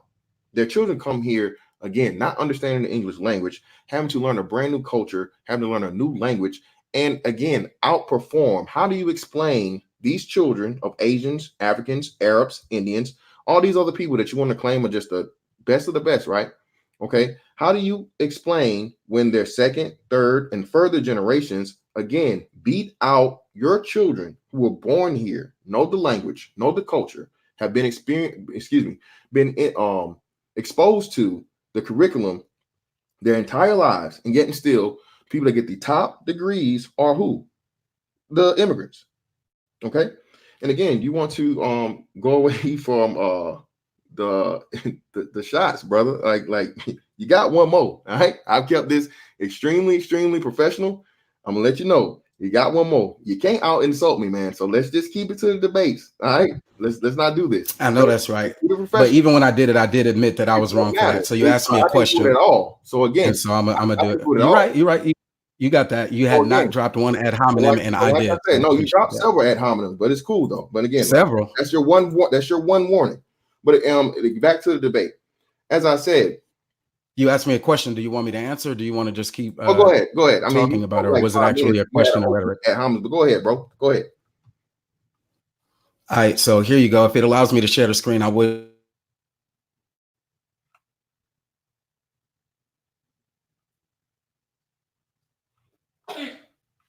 Review higher paying households to have more money and thus skew that data. So there you go right there. I just wanted to show you that right there. 3/4 of them are going to those Indians. The Nigerians in education, you're going to have to either share your screen and show me that they are not students, or you're going to have to do better than just saying that it's a myth. But that was your only question. I yield my time back to you. What are you saying? 3/4 of H-1B visa holders are, what is that? That doesn't mean of Indians. That doesn't mean anything to you? You gave me 3/4 of one demographic of, what are you saying? Yeah, so when you're looking at those demographics that are coming, those immigrations was what we were answering. And I was asking about the sending of the top 10th and those being the numbers that skew the data. I showed you where that came from. The H-1B visa is that immigrants coming over to work, and those are the people who are actually getting it. The money's going to foreign nationals. The rest of them is just like arguing against our welfare cases, against their welfare cases, i.e. refugees. And what I said about that earlier is that they come over and get full benefits of the systems in comparison to Nigeria is a much, like you said yourself, trying to use that argument. India is one of the poorest countries in the world. China is one of the poorest countries in the world, again, by its people. Again, this is why I say you're being disingenuous, because you're trying to use both arguments in your favor. You're going to say, oh, these people. Yeah, I said domestic and international. You must have missed it. I didn't cut you off. Again, you're trying to use two arguments at the same time. You're saying these people are coming from impoverished nations. They have low median incomes to come here, but they get the H-1B visas, and they get here through the H-1B visas because they're the talented 10th. You can't play both sides against the middle, man. You can't do that. Again, either they're poor and they're these poor people that just live in this poor thing and they can't compete with the African Americans, but somehow, again, when they get to America, they outperform you because they're the talented 10th. No, and then you're only giving me the 3/4 of the Indians. Okay, what about the Nigerians? What about the Mexicans? What about the Venezuelans? What about the Argentinians? What about the Swedish? Again, all these other people from other things. For one demographic does not prove the point of the whole. And what you asked me for, what concerning the Nigerians? What did you concern? Because it's an article. All right, yeah, just to share the screen if you got it. Okay, because I shared mine, so. I was talking about the talented 10th. I showed the H-1B visas, which is those folks who are getting those big STEM jobs that you like to allude to. And then I was asking for your reference that suggests that they are not talented 10th. Yeah, if you want to do some screen sharing, brother, fantastic. Feel free, brother. Uh-huh.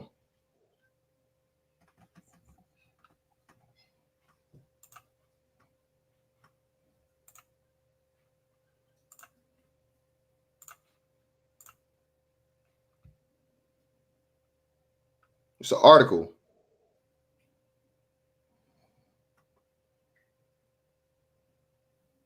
and describes 29% of Nigerian Americans over the age of 25 will hold a graduate degree, compared to 11% of the overall U.S. population. It doesn't mention anything about H-1B visas in here for them whatsoever. Doesn't mention anything about visas, period. Not once, not at one time.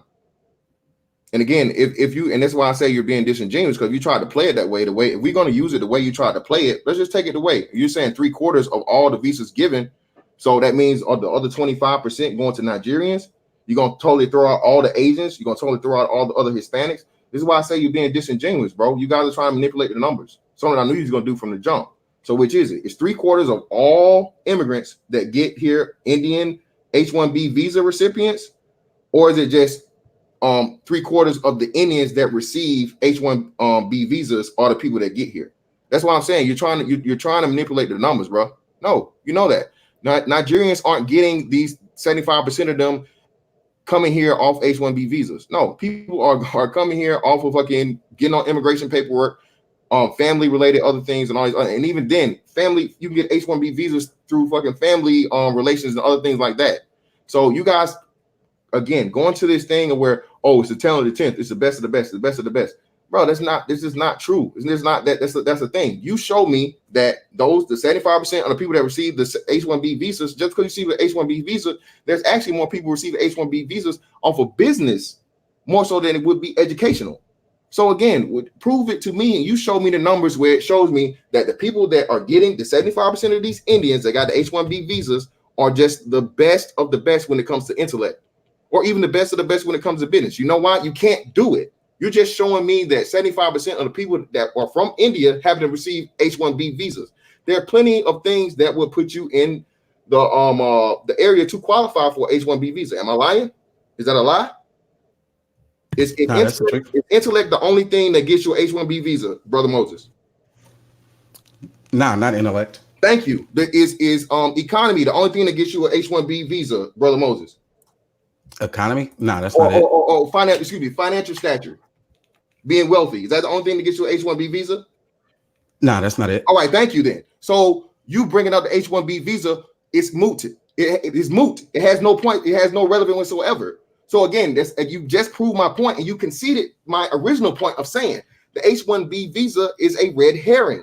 It is an excuse used by Black people for the underachievement of Black people, and that's why they're getting outperformed by immigrants. So thank you, sir, for conceding and admitting to my original point. Thank you. That's another concession for you, not zero for me. Go ahead, your turn. All right, yeah, so I think it would be absolutely wrong. 75% of the people who originate in India are coming here on H-1B visas. That is not what I said. You just showed it on the paper, brother.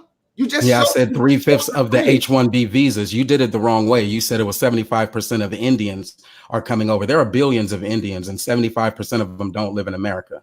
I'm just pointing out where you got that wrong. That is not what the data suggested.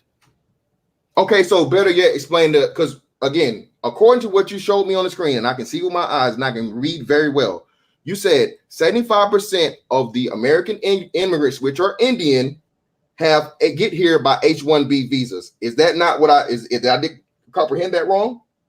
Yes, you did. Okay, so please explain it to me, because that's what it looks like it meant to me. Go ahead.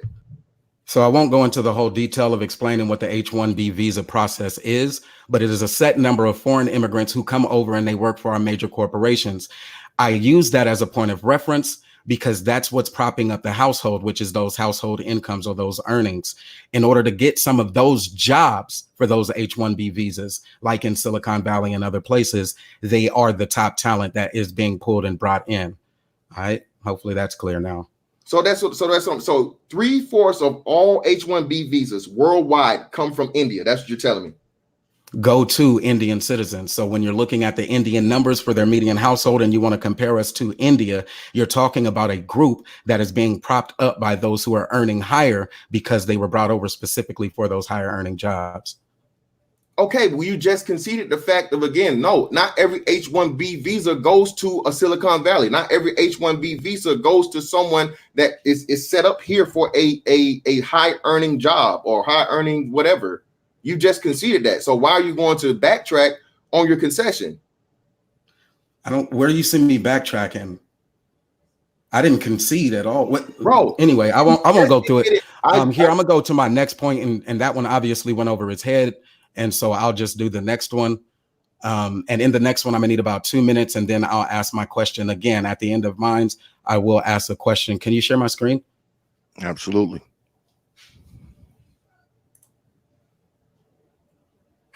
Well, don't worry about the time, brothers. This is the back and forth round, so that no clock is running. All right, appreciate that. All right, and so for this one, again, what we're looking at is a situation where African Americans and our median income is being compared against the Asians, the Indians. He wants to include Argentinians and Swedish, I guess, for some odd reason. Now, while I concede that I don't have information on how Argentinians compete here in America or the Swedish folks in America, I can give you information about Blacks. From this lens, Black incomes exceed their pre-recession high is the progress that we're talking about over time as we look in today. Now, the Black median household income from 2007 to 2018, it shows you that it declined with the recession, then it bounced back up to around that 42,000 number that he was looking at.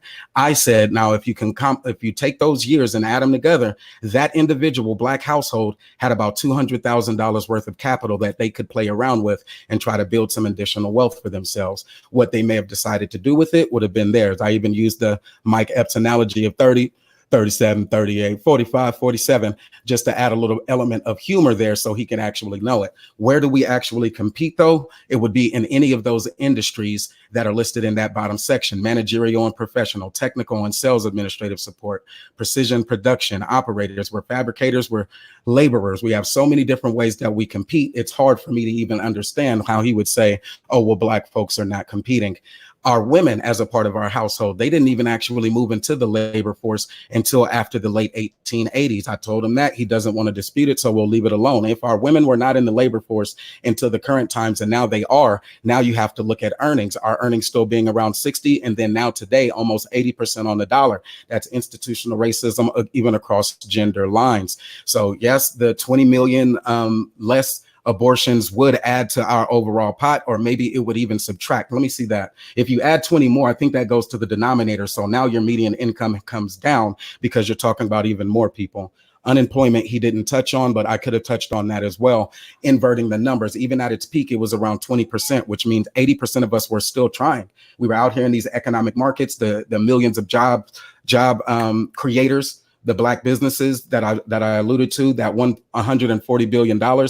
That's also something that he doesn't want to talk about. And then even when it comes to education, he's saying it as if it's some big thing. But as a society, we didn't even get over the 50% educated mark until 1970 with that same high school degree. So African Americans to have surpassed that was only progress in education over time. And then it did take Supreme Court rulings like Brown versus Board. So all of that information that I just shared there probably is still going over his head. I don't know. Maybe he could look at this one and see that Blacks are still at that same level. Even when we had that bachelor's degree, it was only 80% of those white male earnings. All of that information alludes to systemic racism. What is his actual position when it comes to systemic racism? Does he think it exists or not? Is it on me? You want to answer that, brother? Fantastic. Okay, cool. As far as systemic racism goes, is not a factor in the excuse for why we're not competing to the level we should be. Again, for you to think that the good old white man, the government, or whoever, the big bag boogeyman, whoever it may be, would somehow have to concentrate on you when, again, you're underachieving and underperforming compared to much smaller demographics, is foolish. And it's just another excuse you use for underperforming. Again, you said earlier, oh, you're going to say we're competing, but are we not? Again, it would be asinine for me to just say, oh, we're not doing nothing. We're sitting on our ass. We're not just, no, that'd be disingenuous. That'd be just extremely, extremely naive of me to say that. But again, I can say that you are underperforming and you are not producing or competing to the level you should be comparing to the numbers. You want to keep talking about the numbers, but then once you compare the numbers on a global scale from people that you just said yourself, well, I don't even want to know what people that aren't even really immigrating here like that. Are Spaniards immigrating here like that? Because I mean, you just said 75% of H-1B visas are given to Indians. So why would you even bring up Spain in the first place? But again, hey, who knows, right? when you get to the educational point, 86% of a graduation rate. Wow, that's something you're supposed to do anyway. I mean, no, does anybody else brag about graduating or getting? And then you included also GEDs. What's the percentage of graduation compared to GEDs? Because I mean, that's that whole GED thing. I don't think anybody else would even give credence to that. Asians don't talk about GEDs. White people don't talk about GEDs. Arabs don't talk about GEDs. Africans don't talk about GEDs. They talk about the master degrees they get, and they talk about the high level engineering degrees they get, or computer science, all these other things, right? Where they can go on to compete in these high earning jobs. Again, a high school diploma or GED does not cut it. When you want to make the high earnings, you and I both know you need a degree. Black people are underperforming even when it comes to college. Black people are underperforming when it comes to fiscal responsibility. Again, you talked about $200,000. What have you done with that $200,000 that you've earned over these years? You're talking about the median income. You still have yet to, and you've dodged the median income being smaller than Asians, when Asians have a smaller percentage, being smaller than even Pacific Islanders and Native Americans. Going back to the Native American things where you say, okay, they were enslaved. Were they enslaved? Of course, they were enslaved. But again, I said not to the level of, and that's why I made sure I said that, not to the level of killed off and or enslaved, not to the level of African Americans. Because if I said that, you niggas would be, oh, you saying that Native Americans suffered the same way we did. No, that's why I made sure to reiterate that, sir. So again, another thing, just to clear that up, for a people to be killed off to the degree where they make up 1% of the population and somehow still out earn you, knowing the pitfalls, the downfalls, and just the horrible state of the very few remaining Native American people that are here in this country. Alcoholism, pregnancy rates almost on the level with African Americans, poverty almost on the rates, all these other things, and yet still they're still out earning us, while we make up 12% more than they make up. So again, you get to these things and you want to try and manipulate the numbers and you dance around everything I said, but you've yet to directly address any of that. You keep focusing on the median income of the Black community. Okay, is the median income of the Black community higher than Asians? No, that's an L. Is it higher than whites? We know it's not. We won't even compare them because there is too much of them to do. But that's why I use the smaller demographics of the other people. The only people that we're outperforming are Hispanics. And the only reason you're outperforming them is why. And they're right behind us because the real numbers can't be accrued or assessed because what? We know there's a large influx in population of illegal immigrants here. If you want to add those numbers, I'm pretty sure we'll see that come here with the census here shortly. You're going to find that we're even behind them. And some numbers that I found is also put the Hispanics over us too. Because how you guys love to say how Hispanic is white. So if you go by that route, which I left that out because I don't agree with that logic, Hispanic is the reason why you have non-white Hispanics and you have fucking white Hispanics. Hispanic people aren't, all of them aren't white, point blank period. So when you go down that route and you try to leave that out, you're only outperforming one demographic that's smaller than you. Only one. So again, tell me, sir, if you have 4 out of 5 that are smaller than you, and you're the biggest of them all, and they're all beating you, where's that competition? How's that competition? If you have one person beating every 10 people you brought to a war or to a fight, is that competition or is that losing? That's not any competition, sir. Again, you go to the same thing. We get on the educational level, college. Who's getting the most degrees that make the highest earning jobs? Asians. Those aren't people that are, we're talking about people that are here and going to institutions, not the ones that are being sent here, even on the H-1B visas. We're talking about the people that get into secondary educational institutions and they get these high earning degrees and they still fill these STEM jobs and high earning engineering jobs over African Americans. So again, you're talking about what I'm not addressing in yours. I've addressed several of your points, all of them, counted them. You've yet to counter one of mine. You just keep talking, you just keep regurgitating your own points and totally ignoring anything I've said or trying to rebuttal anything I've given you. Brother Moses.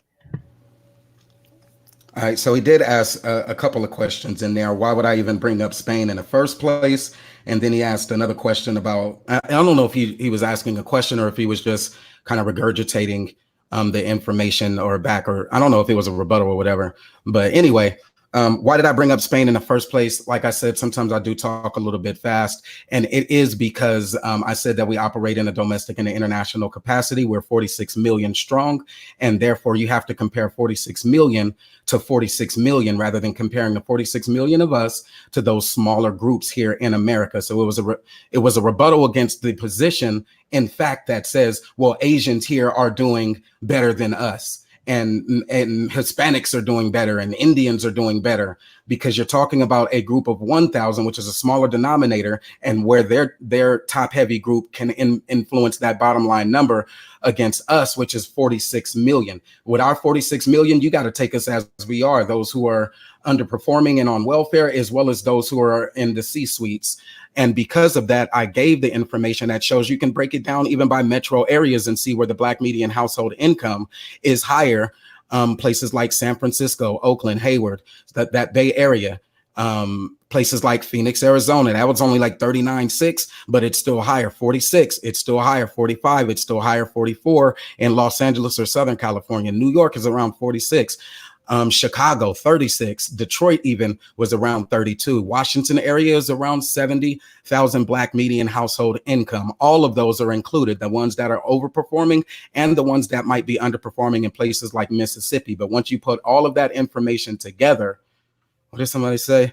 Once you put all of that information together, now you have a number that looks like 42. So that 42 is a representative of 46 million. Because it's a representative of 46 million, then you're going to have to look at us 46 million against 46 million, or you'll have a disingenuous argument. I did so by showing you not only the redlining and the institutional racism that we've had to compete against, but now look at the global market that we've had to compete against. Now, where do we stack up in median household income? You know what ours is against places like Spain and the United Kingdom. That is the information that I presented. United States is around 43. You said ours was 42. The UK is only 31. In Spain, it's 21. And then you said you agreed when I used the price index that even if you take that money there, that you're actually winning even more significantly. So why is that important? Because the argument here is that 46 million people should be doing as well as that 1,000. This slide here, I showed you as it goes down, 26,000, all of those other nations that you might name. The only one you pulled out was Saudi Arabia, which you rebutted. And I said that was the aristocracy. Then I drilled it all the way down from those and found a population in the world that is a better representation than just those Asians who are here in America. So you're saying I'm talking past, I'm not talking about your statement, I'm talking past it, but I'm actually giving you the data as it was presented. I told you that the number one or problem analysis was racism, and that with the resolution of that, it was $2.1 trillion. The issue was that it moves towards minorities. So logically, how much of that minority share, which is where we're at, could we actually benefit if racism and institutional racism wasn't our number one issue, as confirmed and substantiated by by USC and top key influencers in their field, David Levine. That information was substantiated with actual folks, not just my opponent's own position about Black people. See, that was actually confirmed by media, and the reparations argument is still on the table even today because of that power of influence. And because of that, I said our share would be about 210 to 420 more capital that we would be able to compete with. So for me, I would break that number all the way down and say, out of the 46 million, how much more should you have right now in your pocket today? And I think that is what's being missed here. And so as we move forward, look, I think there's really two substantiated claims right here. The ones that I've presented on the global economics front, that says if you compare our median income as Black society, 46 million, with other 46 million societies or those other spaces, that we have a higher median income here. And that is a testament to how we compete sociopolitically and economically. We know that we've been up against what other folks would consider insurmountable odds with the racism, institutional, the certain injustices, the incarceration rate. When they were educating, am I too long-winded? Yeah. My bad. If I'm a little bit too long-winded, then I'm gonna put a bullet right there. Again, how much longer will we continue to back and forth? I mean, T.P.O.T. We're gonna do one more back and forth round. We're gonna go Brother Fantastic, then back to you. We're gonna try to keep it to 5 minutes on this one. So my timekeeper need to get the clock going. And then after that, we're gonna take a little break. And then when we come back, we're gonna do closing arguments. Then we'll take a few questions from the chat, and that'll be that. All right. So go ahead, Brother Fantastic. Go ahead and do your bit. And then Brother Moses, you're gonna do yours. Try to keep it to 5 minutes, brothers. We're gonna take a break, come back, then we're gonna do closing arguments. All right. All right. Go ahead, Brother Fantastic. So for the first time, he actually showed imaginary total spending power numbers, and which would be 2.1 trillion, which we all know is not 2.1 trillion. That's with his imaginary thing. Everything worked. That there was no alleged white supremacy and all these imaginary things and all these things that he's alleging that exist for the again excuses for the underperformance of the Black African American in America. $1.3 trillion is the yearly estimated yearly spending power of the African American community. What he doesn't again allude to whenever he talks about the median income, this is why I say it's extremely disingenuous. He doesn't tell you how much spending power these entire countries have. I promise you that the UK, no matter what their median income is, when it comes to the spending power of that country, the same people you're talking about, or that 40 however million, you get that, because again, you can't take this the part of the whole thing. That's why I say this is totally disingenuous when you try to take one small demographic or race out of a nationality, out of a nation, and compare them to a global. When I used that earlier for the Saudi Arabia, that should have killed his whole thing, and he stayed away from the global thing. But then he said, oh, well, no, that's the aristocracy, and you're going to take it away and take away from the fact that even though that whole country has the same amount of people, 42 million, but they outperform they outperformed the Black community by what was it, 82 trillion or whatever it was, some crazy amount. The fifth largest oil company, a natural gas source of the world. Then just throw that all away.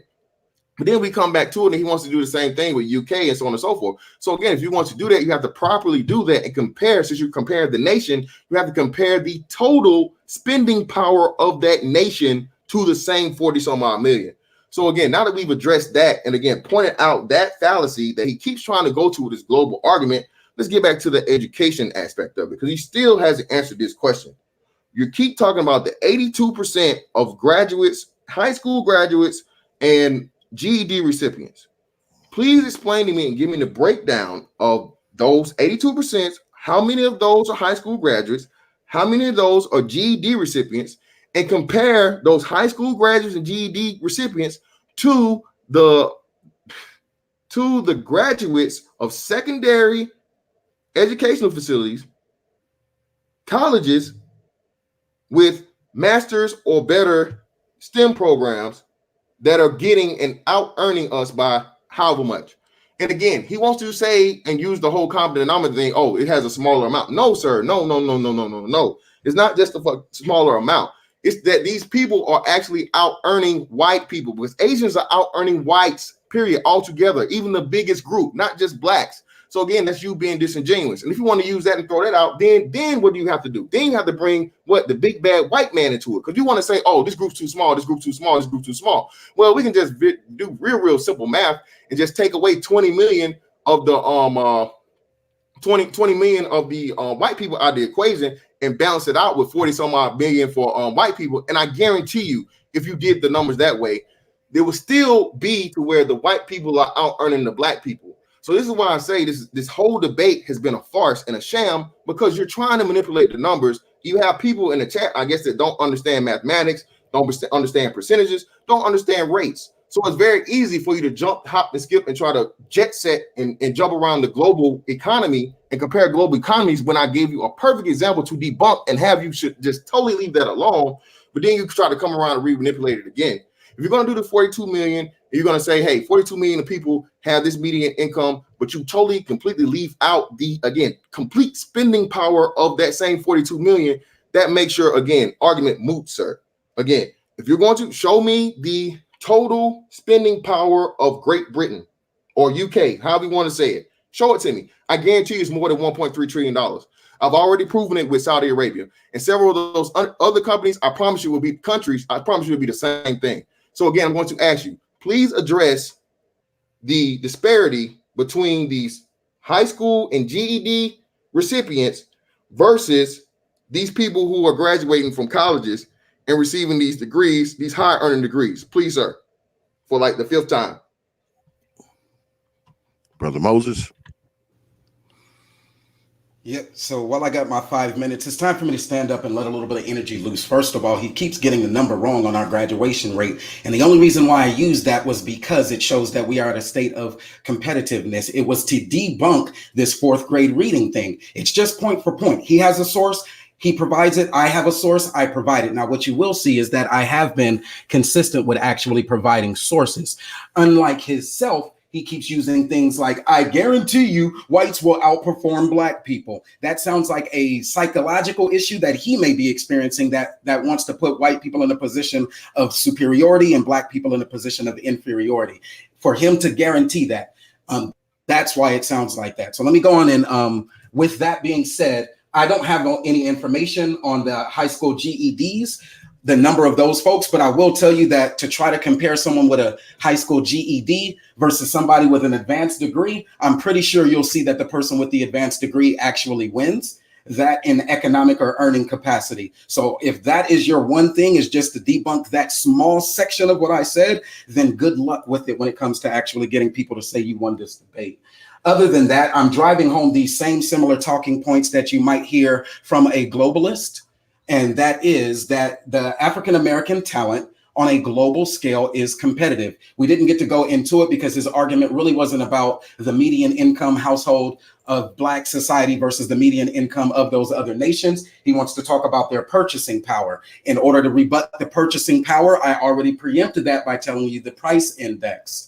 He may have missed it, or it just keeps going over his head that their money is not the same as our money. Our $30,000 is a hell of a lot more in places like the UK and others. UK has a higher value than the United States. With that being said, as you start to have this conversation and you want to compare apples to apples, the purchasing power parity is one thing. He's talking about the $1.2 trillion in purchasing power parity, which there is a whole list of countries, including in Africa, but no shots at them, where $1.2 trillion is a sign of a vital competitive economic market. Black society has $1.2 trillion. Who turns their nose down at that? I could show you again, but I don't want to share the screen. With my last 2 minutes, I'm gonna lock out 2 more points. The mortgage industry rejected compliance with anti-discrimination laws that we had fought for, including Title III benefits for our veterans that we still fight for today. The primary culprit was the Homeowners Loan Association. Them not being able to get their, their redlining, a part of that redlining contract said you could not sell to Black folks. That was our grandparents. So thus the home ownership rates, or where we lived, we started to be locked out from that wealth. What you'll see is that the underperforming or low income student analogy that he keeps using are those who are locked out of the education space due to those housing, that redlining. You had to live in the neighborhood, the ghetto, as one might call it. If you lived in the ghetto, you didn't have the high tax bracket for where you were at, so your school didn't receive is the same amount of funding.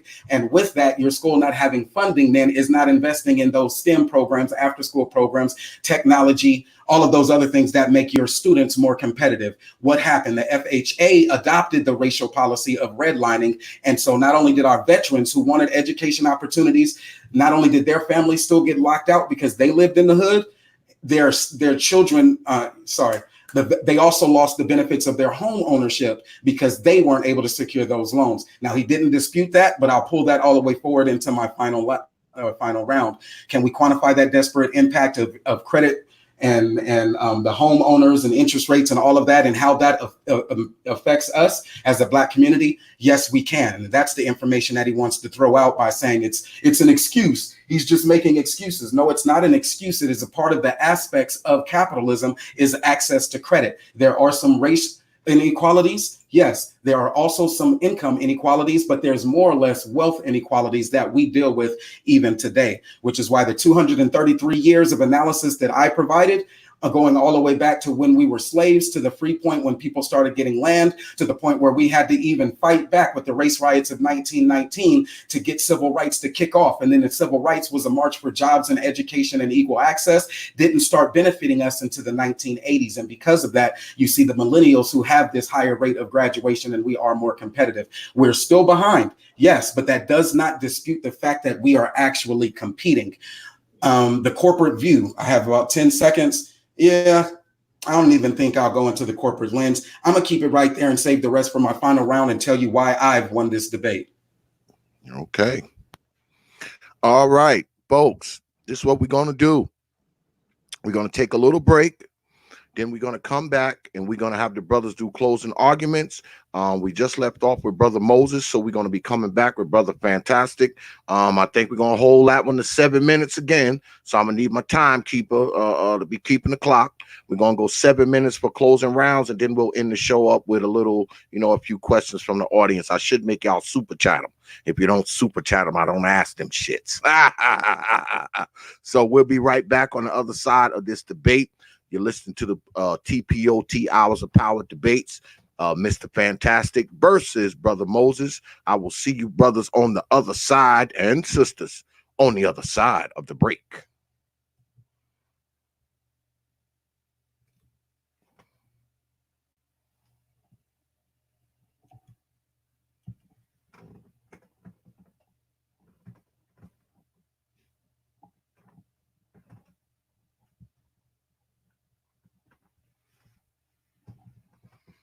What the hell?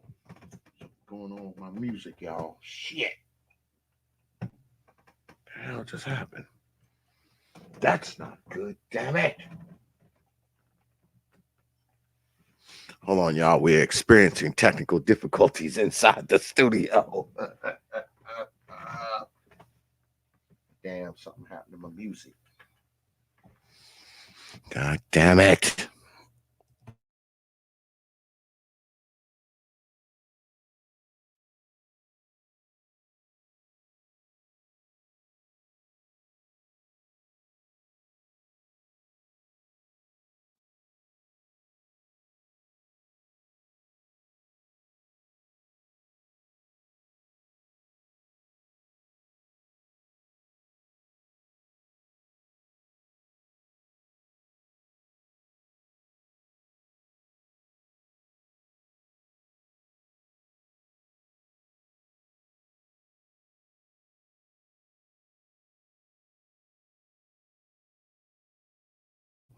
All right, we have figured it out.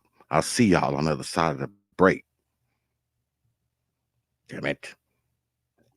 Hours of power, hours of power, hours of power, hours of power, hours of power, hours of power. Don't make the mistake that most of your mothers and fathers made. When I wake up in the morning, my prayers, and I thank God I woke up, the Ku Klux Klan woke up this morning. The drug pushers woke up this morning. I thank God that I made another 24 hours in the most vicious, nasty, hateful, insane nation that's ever existed, with my wits, without hating, without being bitter, without being mean.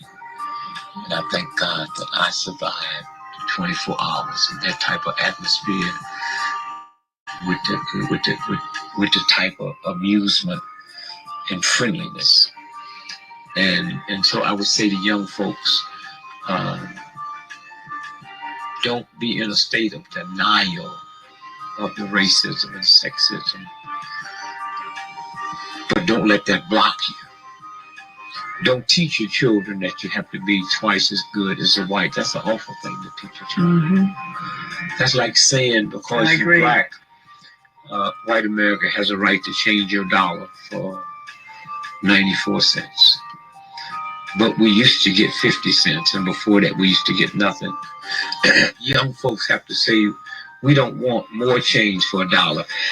Excuse me, we want a full dollar's change for $1, or this cash register will never ring again. Yes. I would also like for young blacks to understand that about 83% of all employment happen with small businesses. And if you don't have a small business, then you have nobody to work for you. And I would say to young blacks, get into entrepreneurship. We will never catch up with white America till we get into business, because there's a thing called tax write-offs. And if you have a job and come together, 10 of you, and open up a corporation and have somebody run it, you hiring somebody to run it, but you have tax write-offs. 98% of people that fly first class on airplanes would not be there if that wasn't a write-off. And yet, on that first class, they gave away last year $800 million, almost $1 billion of free whiskey.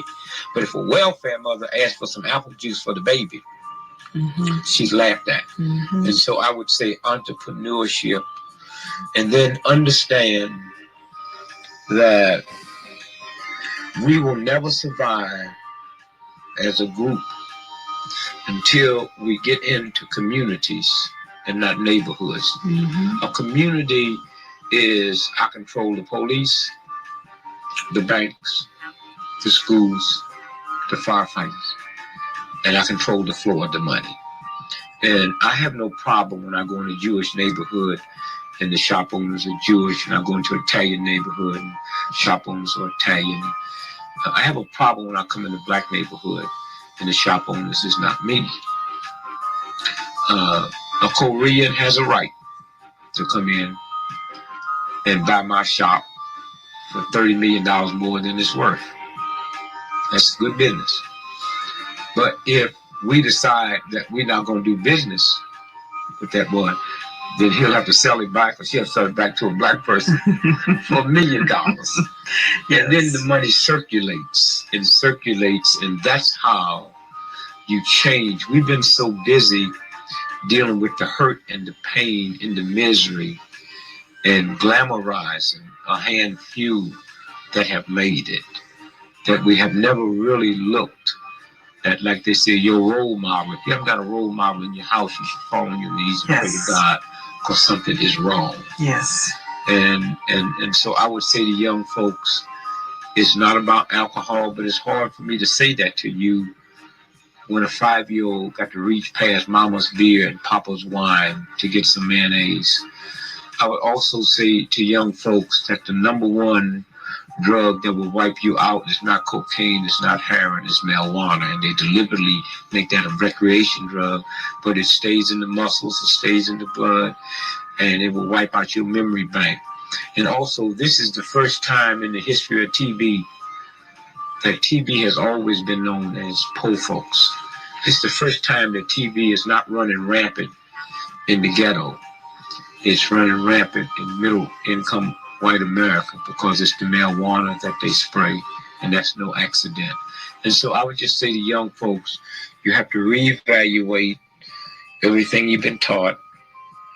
I would say to the black folks that just because a black person is 90 years old don't mean they have wisdom, and you need to listen to them, because if you was dumb and stupid when you was not, you're dumb and stupid when you're 90.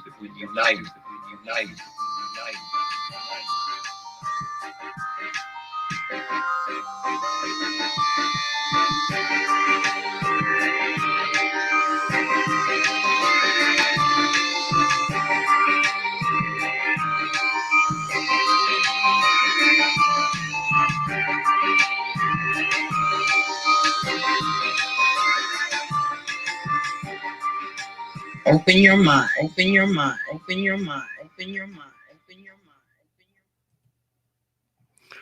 Yeah, and we are back, folks.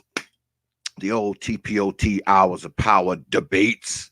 Brother Fantastic versus Brother Moses. I'm liking this debate, man. I'm liking this. We're going to go ahead. We're going to do the final round.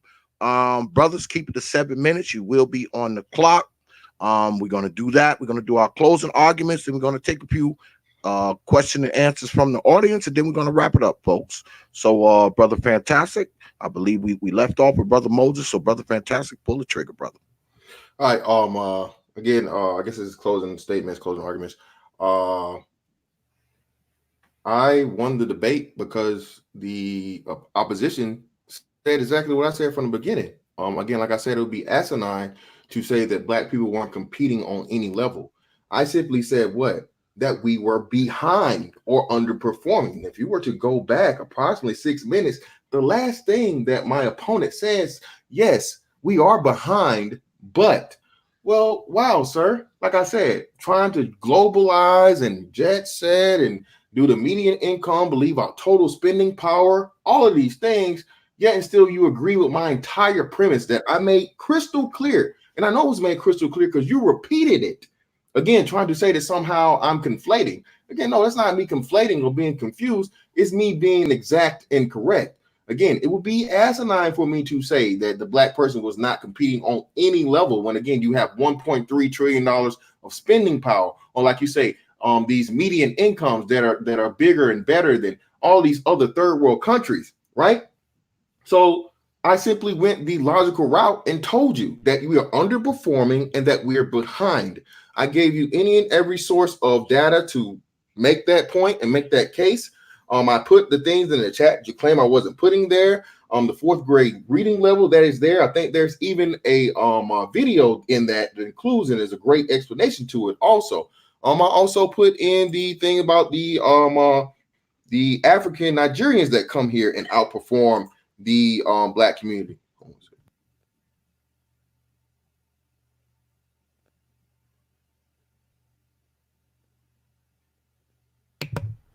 Oh, my bad. All these other things that pretty much I tried to encompass, and yet still he still was yet to answer the thing about the breakdown of the 80% of graduates, high school graduates, and what was it, GED things. But then he conceded to the point of, well, of course, you know, a person with a high school diploma or GED would not be able to compete with someone with a high-end degree, where again, Black people are what? Underachieving compared to almost any and every other demographic. So again, like I said before, I stuck to improve my original premise. And again, if you were to roll back the tape, he agreed with my original and total premise of this, that again, Black people are competing to a degree, but we are underperforming. All these other things he tried to go to about where, again, he brought up the global economy and the 42 million. He wants to only focus on the median income. But again, if you're going to focus, and like I said, I tried to point out to you guys the fallacy of these parts of the whole inverse. Again, you cannot just pick and choose what part of you're going to talk about the economics. If you're going to talk about the economics and talk about how we have these 40 some odd million people and the median incomes of those 40 some odd million people, are you going to take into account the median income, but you're not going to add them all together for those 40 million to get what they're totally worth, the net worth and the buying and spending power of those 40 million? Of course you wouldn't. That'd be stupid.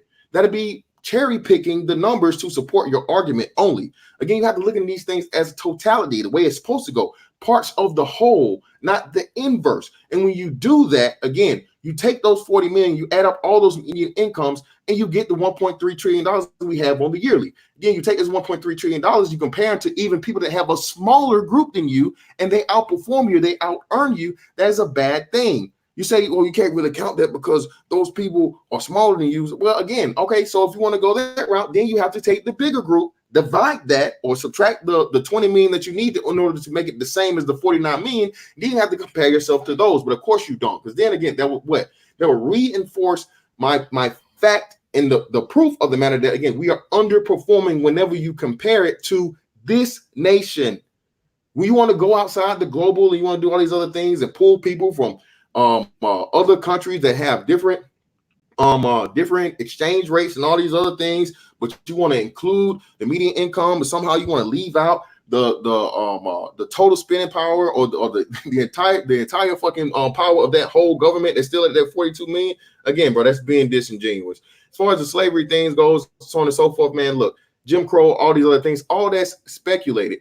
Who knows? If you were to have these people, you could always, just like you told me, oh, well, if you add the 20 million from the abortions, that will actually take away because you'd have more people to divide by. So that actually make the median income possibly smaller. Well, I can use the same argument on the inverse. If Jim Crow never happened or all these other things never happened, Black people could be in the same financial situation we are, or could be even worse than we are now than we were before. So again, we can play this whole imaginary what if game all day. But when you look at the facts and the data, you compare the simple numbers of the people within this nation, we are underperforming. And I say again, the opposing side said and agreed to my exact premise that I made crystal clear, and he repeated himself when he said, we are behind. That's my total premise, and I'm done on that. All right. So are you conceding your last 2 minutes, brother? Fantastic. Oh, well, no. Okay, we got questions out there. So yeah. Oh, so I think I'm owed a couple of ad hominems. So let me just get those ad hominems in for these last 2 minutes. Look, bro, you can't have no grill like you got, man, and be trying to motherfucking throw no shots across this debate shit, man. It's too easy. You too small. The gap in your mouth too big. Your hairline's too messed up. Your lips too black. Look, bro, you're not built for this with me. All right? Deal with the intellectual, man, and lose on that alone. Don't try to get with me on this joke shit because you're not built for it. And I still got a minute left. That's enough. We're even. Okay. Well, you've just opened yourself to, these are closing arguments. So I'm going to allow the, barbs here and there, because these are the final statements, sort of like closing arguments in a courtroom. You're pretty much allowed to say whatever you want. So, Brother Moses, pull the trigger. Can you share my screen and I'll start? Yep. So first, I just want to, the ad hominems was probably the best part. I like that. He's talking about my grill. Still working corporate America with this grill, so I can compete. And then looking at me as being too small and my lips too black. Again, stop looking at me like how will I compete in the sexual market, and look at the intellectual information that I've provided. So number one, when you look at the debate itself, oh, God damn it, I forgot. My bad. I may run a little bit over, hopefully not. But when you look at the debate itself, he took this argument and made it something to which he thought he could work with. He wanted to make it about underperforming as his only criteria to win. That's going to be up to you all to decide. But if you actually look at the topic, and if you look at the trailer or the advertisement for it, it is a Black society competing. And is Black society competing successfully? And I think I won this debate because of how I proved with the valid sources and even the slides that I'm showing you that were created in my preparation for this debate. I made it a point to represent African Americans in a glorious light, that we bring this information, but we bring facts, we bring data, we bring passion. We could bring all of that into the debate. Why? Because I know that I am an individual that represents the whole. So on this first slide, we were locked in on the economic state of the Black community. And while one may look at those numbers in the negative, I looked at them in the form of the positive. Why? Because progress over time was what's most important when you're dealing with a beast of a system that is capitalism, that is driving most of our performance, social, economically, and politically. Now, the reason why that was important was to establish a premise. We have 233 years. We're not going to limit what we've done in our progressive era, which was the 80s, so millennials, and then those who are here today, and dismiss all of the context that comes before it. And that context is what I tried to allude to. If you do not believe that I did so successfully, then that would be for you. But again, it's not up to me to prove his points. I just debunked them and moved forward.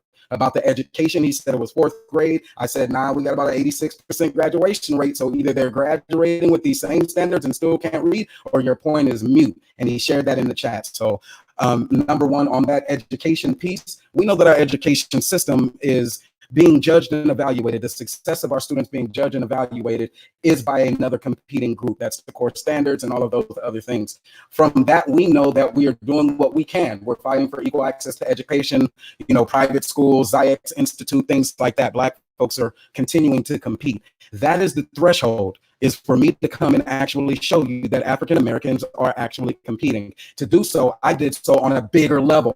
I said, we're not just competing domestically, but we are competing abroad, which is why we had one metric, which was the median income. I took it a step further and said, now look at the price index that shows you what your actual purchasing potential would be if you had your same dollar income here in those other spaces. And I actually showed the slides with that information, that 40,000 or 42, if you want to round it up like he did, is a lot of social, political, and economic purchasing power in those other spaces. So if he doesn't like that international argument, that would be for him. And it's also for you all to determine whether or not that is a valid point. Here domestically, you're arguing against a smaller group. That's a lower denominator. So the people who are at the top have a lot more pull. So they can earn that $100 million, if you want to say. And because it's only 10 folks there, I don't even want to equivocate and introduce new information. I'm going to leave it right there. I got about 3 minutes left and 30 seconds. Underperforming was not his criteria. His criteria was to show that we were not competing. Just because he tried to change it once the debate happened, look back at the title and look back at the trailer, and it'll show you the position he was actually to speak towards. That was the first equivocation, and I did show with data and numbers that we are competing, not just domestically, but abroad. How the data, I think both of us did have some data. I used substantiated claims. I also put mine in there that showed that if the race-based discrimination was not there, it was about 2.1 trillion more dollars. I even said what our position is in that, or from the 10 to the 20%. That point pulls all the way forward. The Nigerians come and they outperform. Look, I told you about the H-1B visas and provided that information. It's up to him to say, well, they're not talented 10th. If you feel like his reference was stronger than me actually pulling the information and showing you, it wasn't about Nigeria. They were just one subgroup.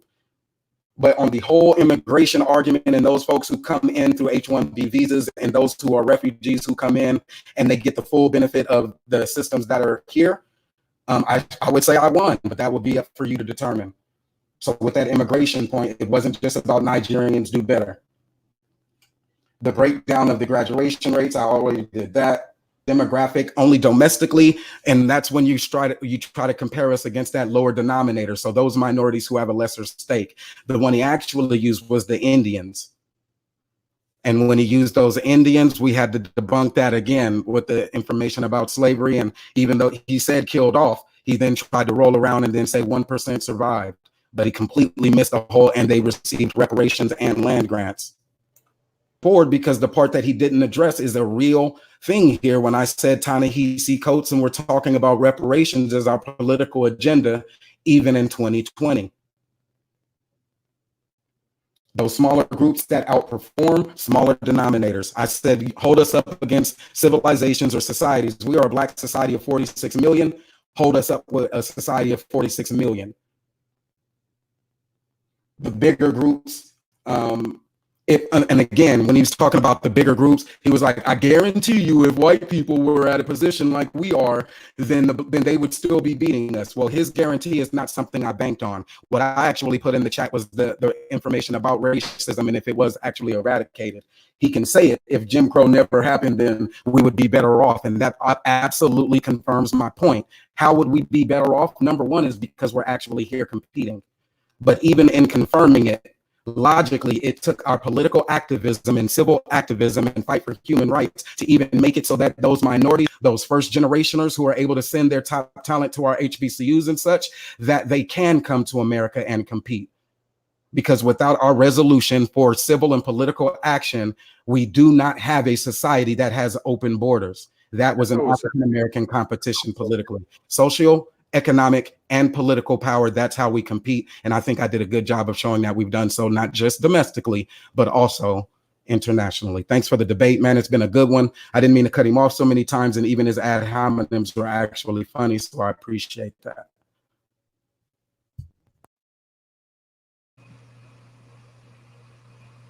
So that's time X, but there was some points where Brother Moses kind of borged a little bit. So I don't know if you want to award him a little bit more time, but it's up to you. Yeah, I mean, because I don't think you started it, SKC. He definitely went over 7 minutes, bro. Even with the did he go over 7 minutes? Yeah. because I timed him. I started as soon as he stopped my time. Yeah, my 7 was, just went off too. He was cracking. He was cracking just a little bit. So, I mean, did everybody hear Brother Moses? Let me see what the folks are saying. Did everybody hear Brother Moses' closing statement? Okay. Is any parts of it that you missed?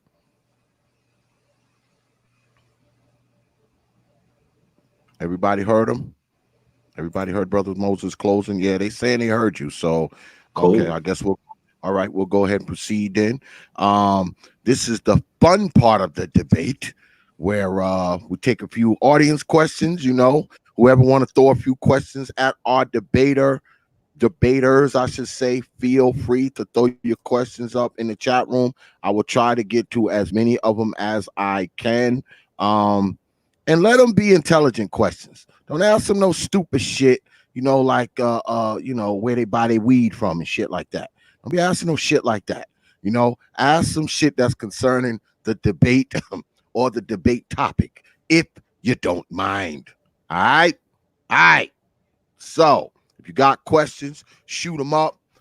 We only gonna go for like a few more minutes, but I guess are y'all brothers willing to field some questions, Brother Moses, Brother Fantastic, for a few minutes? Cool with it, bro. Yeah, we got some more time, Brother Moses.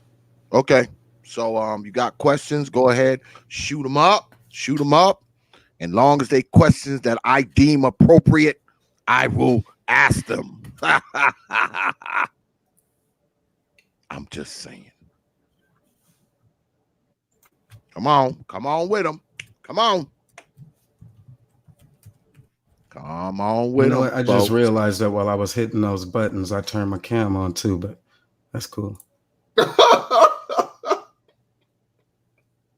I really did. Hey, I was tripping, dog. You didn't know where I got that hairline from? That shit looking like Gundy? You thought that's my hairline though, man. I be trying to get it cleaned up, and then every once in a while I miss my appointment. Came back yet. He's still on the cross, bro. We got a question up on the board. They're saying, if reparations don't come, what does Brother Moses advise Black America to do to achieve wealth and power? My bad, can't read, y'all. That's a pretty good question. So Kevin Richards, thanks for submitting the question.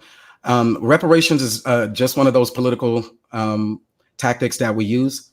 We've used quite a few different political tactics, such as integration, and to any certain degree, they've either succeeded in allowing more people to increase their quality of living, or they failed. Some of them have hit us right in the face, like the integration one, for example. Reparations being just a tactic, then if it does not come, we'd still, in my opinion, we'd still keep fighting for jobs, keep fighting for promotions. People in the military keep trying to get their promotions so they can get more money. People who are working in corporate America keep trying to move up that ladder.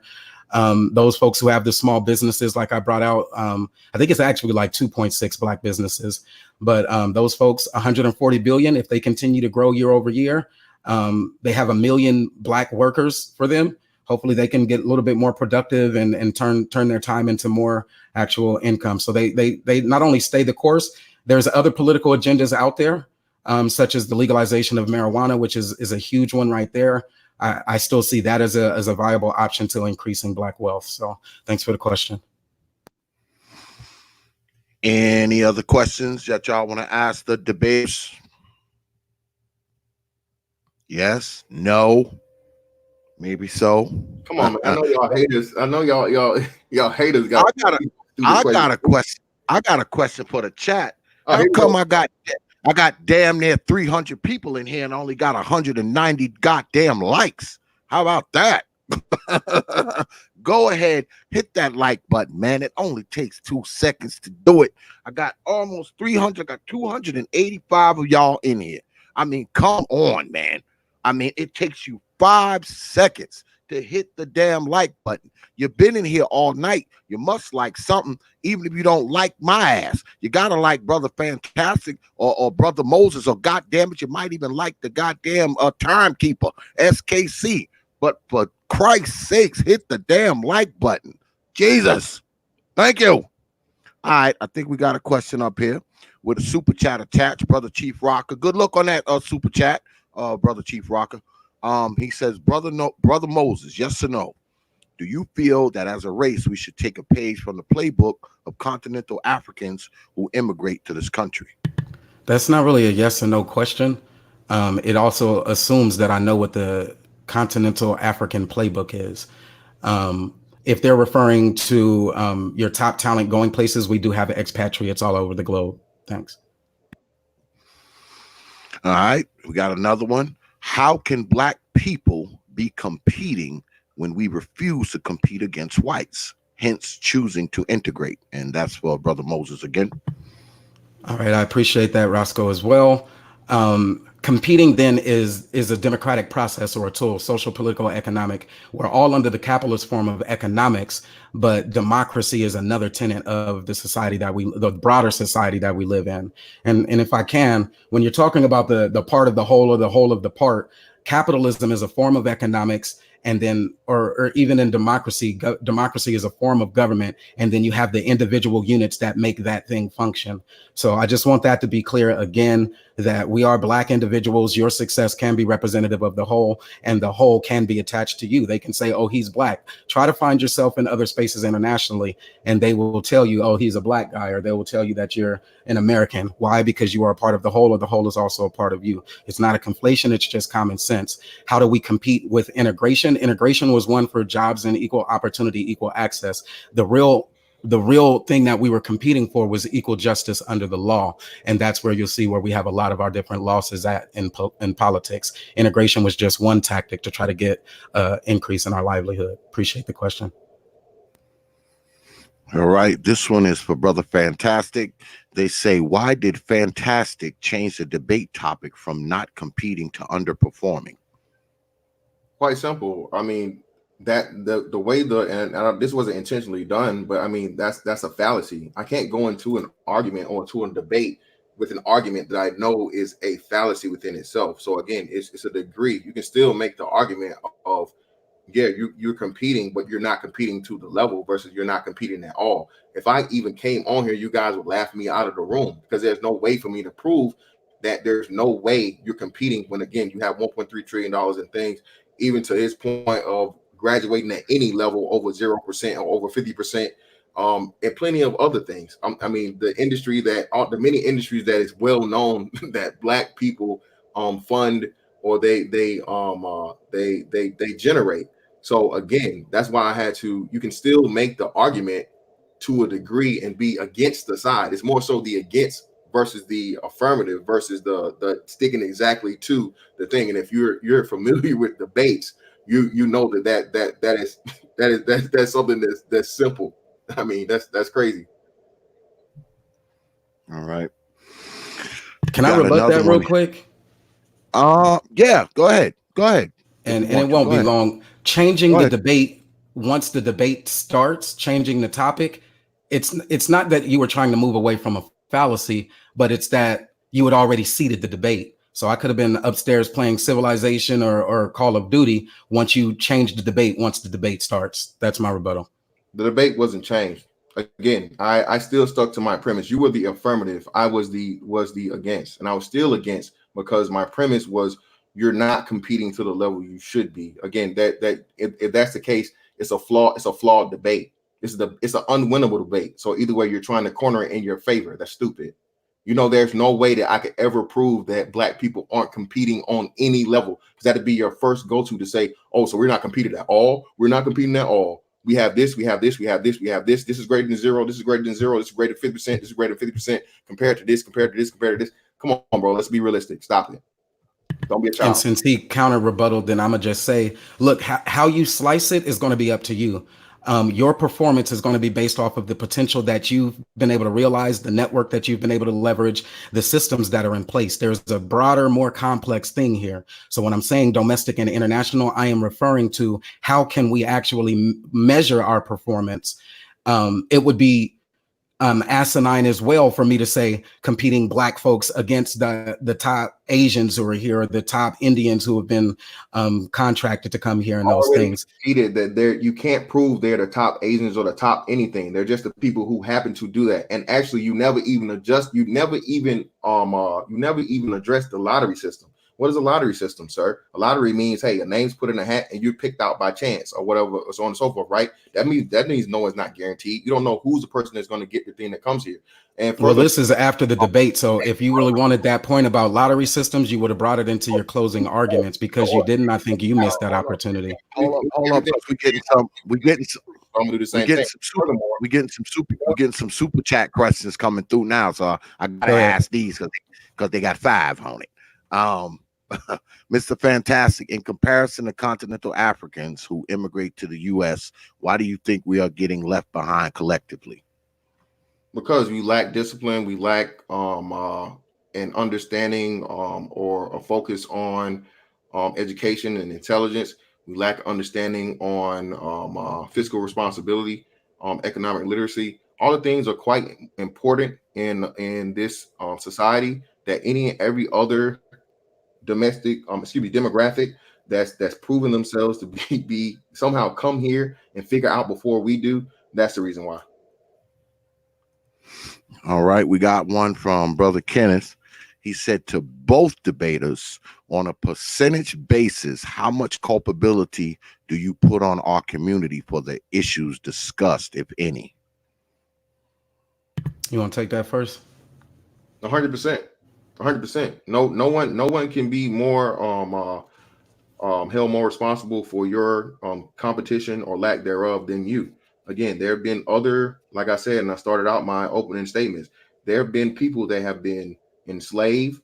There are people that have been massacred. There are people that have been just here in itself, Native Americans, worldwide or globally, Jewish people, so on and so forth. And those people have found a way to take whatever happened to them and demand that they be recompensed and all these other things. For whatever reason, Brother Moses talks about how we somehow made them do this and have this political thing and all this, but yet still, they still talking about waiting on reparations. Why do you make them give you reparations? Why do you make them restore you for snatch you away from West Africa? Speaking of West Africa, why haven't you made West Africa give you reparations? Because they gave you away first. Again, there are plenty of things that you could use to and always, shuck off responsibility. But as adults, and especially as men, we know accountability starts with you first. So we have to look at ourselves first, and 100% accountability for as we're not performing to the level we should be. All right, Brother Moses, you want to handle that one too? Absolutely. So, the question left. There's another question on the screen. So, I think the question was about the percentage to which the community itself is responsible. Yes. Yeah. So that's the short version. That one's hard. I could give an arbitrary number and just throw it out there, or I could just use the data that's been there. We have presidential candidates who are arguing and saying that the actual impact of the denial of economic mobility or the denial of economics based on racism here in America is like to the tune of tens of trillions of dollars. We have one that's advocating for like $400 billion. And then the statistic that I used in this debate was actually the one that said $2.1 trillion if it was rectified. So for that to get a percentage, I would say you would have to divide the gross domestic product that currently is, which I think we're at about 19, by that figure, which is the 2.1 trillion. And it's almost around 10%. So that 10% increase, then I would say for African Americans, their responsibility with even more money, if 10%, we'll just leave it at the 10%, 10 to 20% of what the system is. So this, my bad, it got convoluted, but I'll just do it this way. That 10 to 20% that they say is race-based, or the 10 to 20% of the gross domestic product that is being marginalized due to racism, I'll just carry that over into our argument and say, so you're 80% responsible, and then the 10 to 20% is system-wise. So we'll take that, and I'll just use that number without having to make up something arbitrary. Okay, we got a question in the back chat from the timer. He says, Brother SKC, he says, do the Indians in U.S. make more money in the U.S. than in India on average? Isn't the U.S. just a better place for economic opportunity than most other countries? I don't know who he's referring that to. I guess to both of you. I'm not sure. He said to Moses. Okay, so Moses.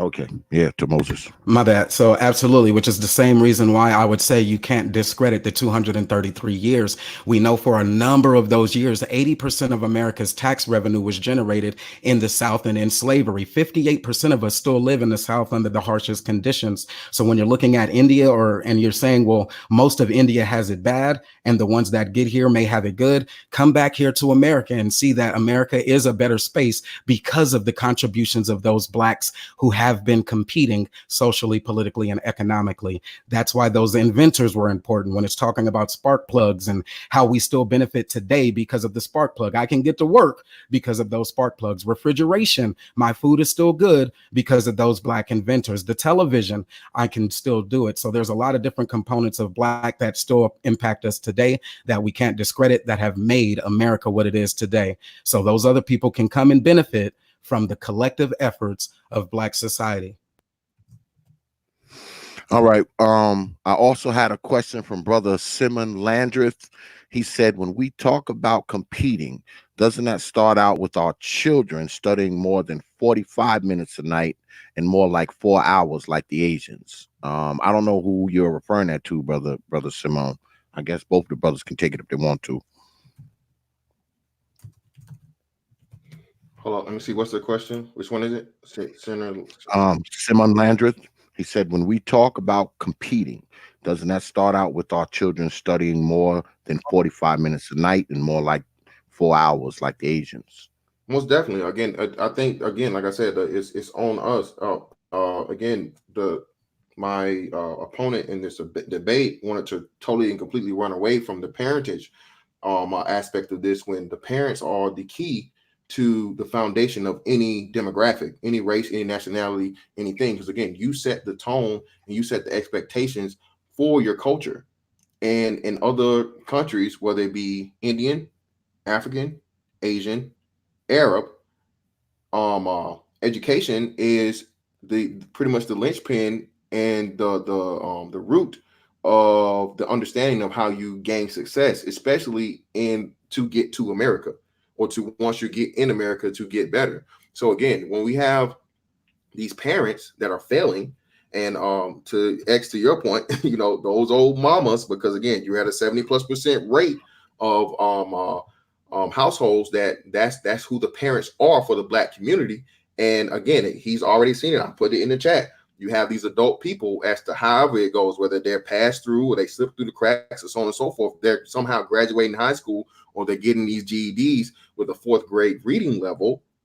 Again, that's proof positive right there. It's blatantly obvious and clear as day that we are not focusing enough on education and setting up these children for success. Well, I don't know if that was for both of us, but the hour study, that's a good analysis right there. Good question from the person. If we studied more 45, when I was looking at it and I was doing the global comparison, I was looking at those countries and I was seeing what their educational attainment was. He didn't ask, so I didn't introduce it. But when it comes to the number of hours actually that the students spend in class, society at large, or American society at large, is lacking. So we're like at 125 hours versus those others that are at 140 hours. We take a couple of more days off, or a few more days off, and all of that issues. So you're saying, would the impact of education be more dynamic if we spent more time studying? I say yes. Now, he referred to parenting. And not only did I not run from that, I absolutely said, when it comes to education, that these parents do have a role to play in that. Once he runs it back, he will be able to hear it.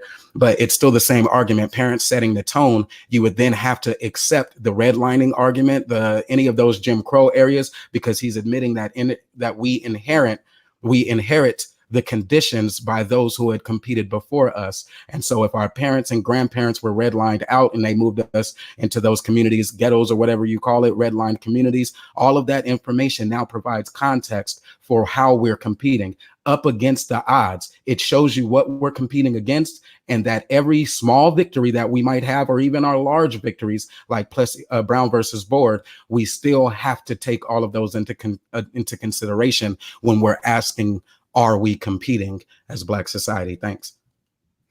All right, I got another one here, and this is for you too, Brother Moses. Jethro Mullet.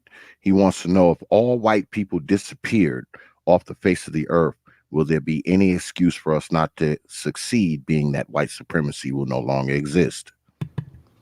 I'm appalled by that, because after all of the information that I've shared today, you're still saying the eradication of white folks. Well, I said we've been competing despite those odds. So the people who want to filibuster and say that it's just victim blaming and all of that miss me with that. My entire presentation was to show that we compete domestically and internationally, even despite those odds. I think I did a good job pointing that. Now, to answer the question more specifically, I think that we would just have more land and resources available to us in order to execute at the high levels we've been doing. I mentioned that one Black person who's over one of the largest pharmaceutical companies, Merck and Company. We don't have a lot of owners, but now we would have a lot of owners, because that white supremacist element would be gone, and that Black talent that does work at those companies, they would be able to move up. That white supremacist element that has been restricting us from moving up into levels of, the captains or the whatever it is, the generals in the military, because it's gone. Now those generals are those sergeants who are already there. Look, what you're saying is that we're not there, and that's just not the case. We are in corporate America. We are in the military. We are doing things inside of America despite the odds that we're up against. Okay, I got another question here. This is for you too, Brother Moses. It says, does Brother Moses believe that ADO's people can go to other countries he mentioned, like Nigeria, Spain, and India, or China, and outperform the locals like they do in America?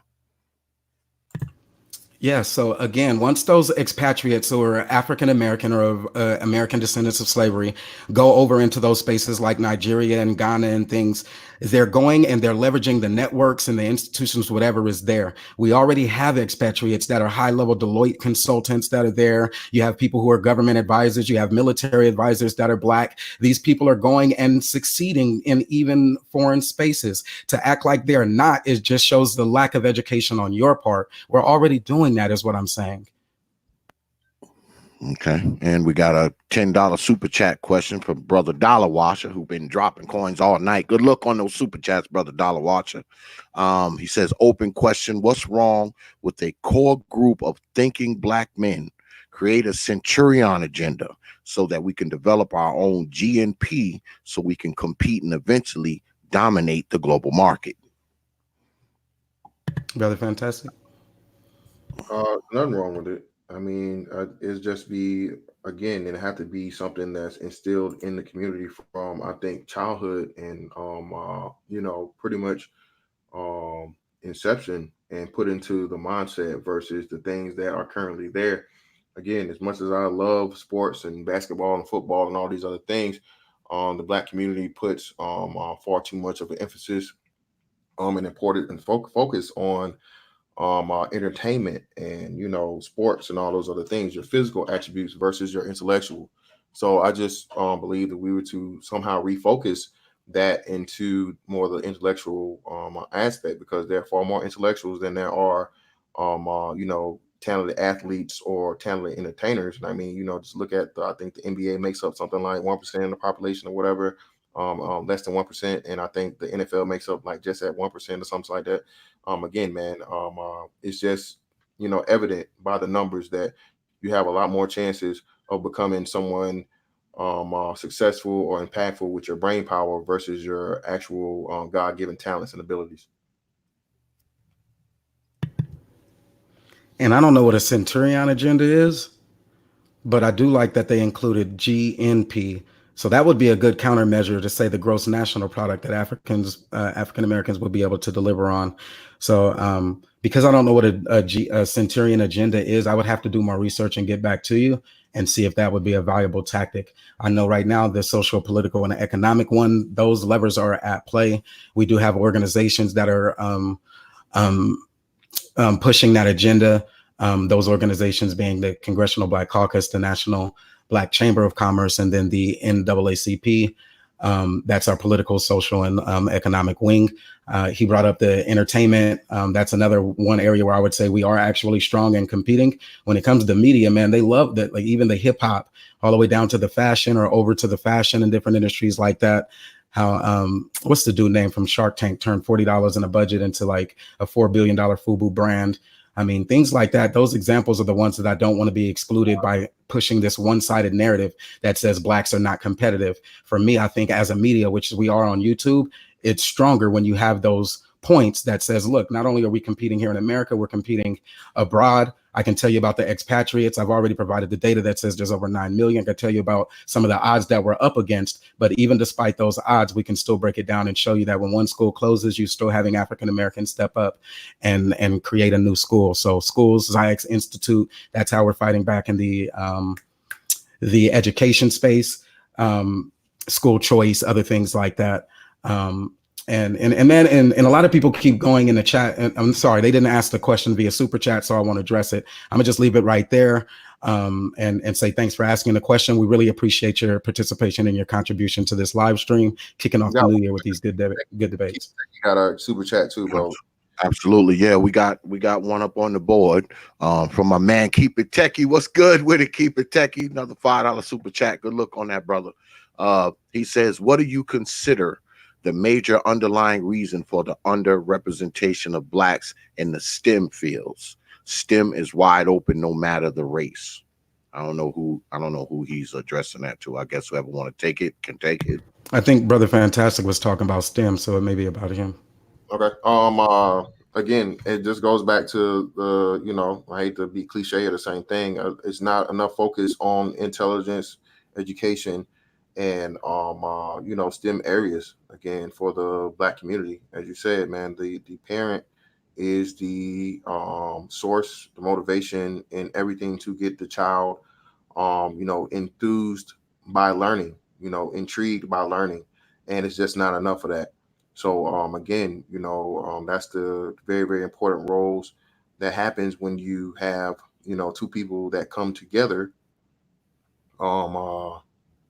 to create a healthy relationship, a healthy household, and a healthy example for their children to follow, and to plan out that child's entire childhood, and not by happenstance and raise them in poverty or have them in an impoverished situation and start them off bad trying to climb out of a hole. So STEM is the key for now, especially going into this automated thing. And I just think we need to refocus our efforts on that as much as possible. Brother Keep It Techie, he said that question was for you, Brother Moses. Was it? My bad. So the negative side was the one arguing about STEM. I didn't really address it. If he would have pulled it through into the final rounds, I in fact probably would have just gave it to him, because I didn't actually get into the details of STEM. Where I did kind of go in my research was just looking at the underfunded schools or public school systems and some of the first classes that were cut. And with that information, I would just say, look, because STEM is open to all, just to be consistent here, that is probably a testament to Brown versus Board, which is Black political activism in action, that says everybody who comes to America can now compete or have those STEM classes. But it doesn't override the fact that those public schools are still underfunded where low income people live. So when our median income is only $30,000 and our homes are at the price point where they're at, there's going to be some systemic issues that we have to address. And the only way to address those systemic issues is they'll keep saying that I'm being redundant or regurgitating, so I don't want to keep going into it. But I gave you the data, I gave you the numbers. I even talked about education from the lens of, look, it's what I considered was a myth. And then I put the source in there that says, look, we're pretty educated here. What happens is once folks move into the space of trying to get a job or trying to apply for that education, that's where some of those policies or standards may hold them back. Those policies and standards are from a competing group. And so we have to continue to fight. STEM? All right. Yeah, I like STEM. That's good. I would refer you to the Ziax Institute if you want to know about STEM. And man, they can talk about everything from galaxies to circuitry to how do we make free energy. So that would be the Ziax Institute, another Black founded school. And they definitely work on those type of projects, which is increasing STEM for African Americans and STEM investment too. So I like that. Got another one on the board for you, Brother Moses. It says, Brother Moses, does racism, white supremacy create crime in Black American society? Appreciate the question, Stoic One. So yeah, there are elements of racism and white supremacy where crime is rampant. I'll give you one example, and the one that I always use is always marijuana. And the reason why I use that one is because it was a prohibition against marijuana, and that prohibition against marijuana went up against, they had the option of making it a category 1 or a category 2 or a category 3. Systemically, they decided to make it a category 1 drug, therefore enforceable by crime. So while many of us inside of our society were indulging in marijuana, you have to couple that with the white supremacy, as you might call it, which is those white cops. So moving from an institutional level where they make it a crime all the way down to the enforcement of the crime and the over policing of the black neighborhoods. So yes, white supremacy and racism can be responsible for crime in the black community. Hopefully that answers this question suffice. Okay, got another one up here. Hey, X, when you asked that question, could both of them answer that question? Oh, the one that's on the screen now? Yeah. Okay. Well, it was addressed to Brother Moses, but I guess he wants both of you to answer it. He says, several of the historical black inventors you reference married non-black women. Wouldn't their contributions give credibility to SYSBM? Hey, bro, SKC, you ain't even cool for that. Man. You know me, I'd start ranting about anti-miscegenation laws and all of that shit. So I'm gonna let Brother Fantastic take it first, and then if there's anything more that I should add, then I'll add it. But I think even Mr. Fantastic can take that one. Okay. Oh, wow.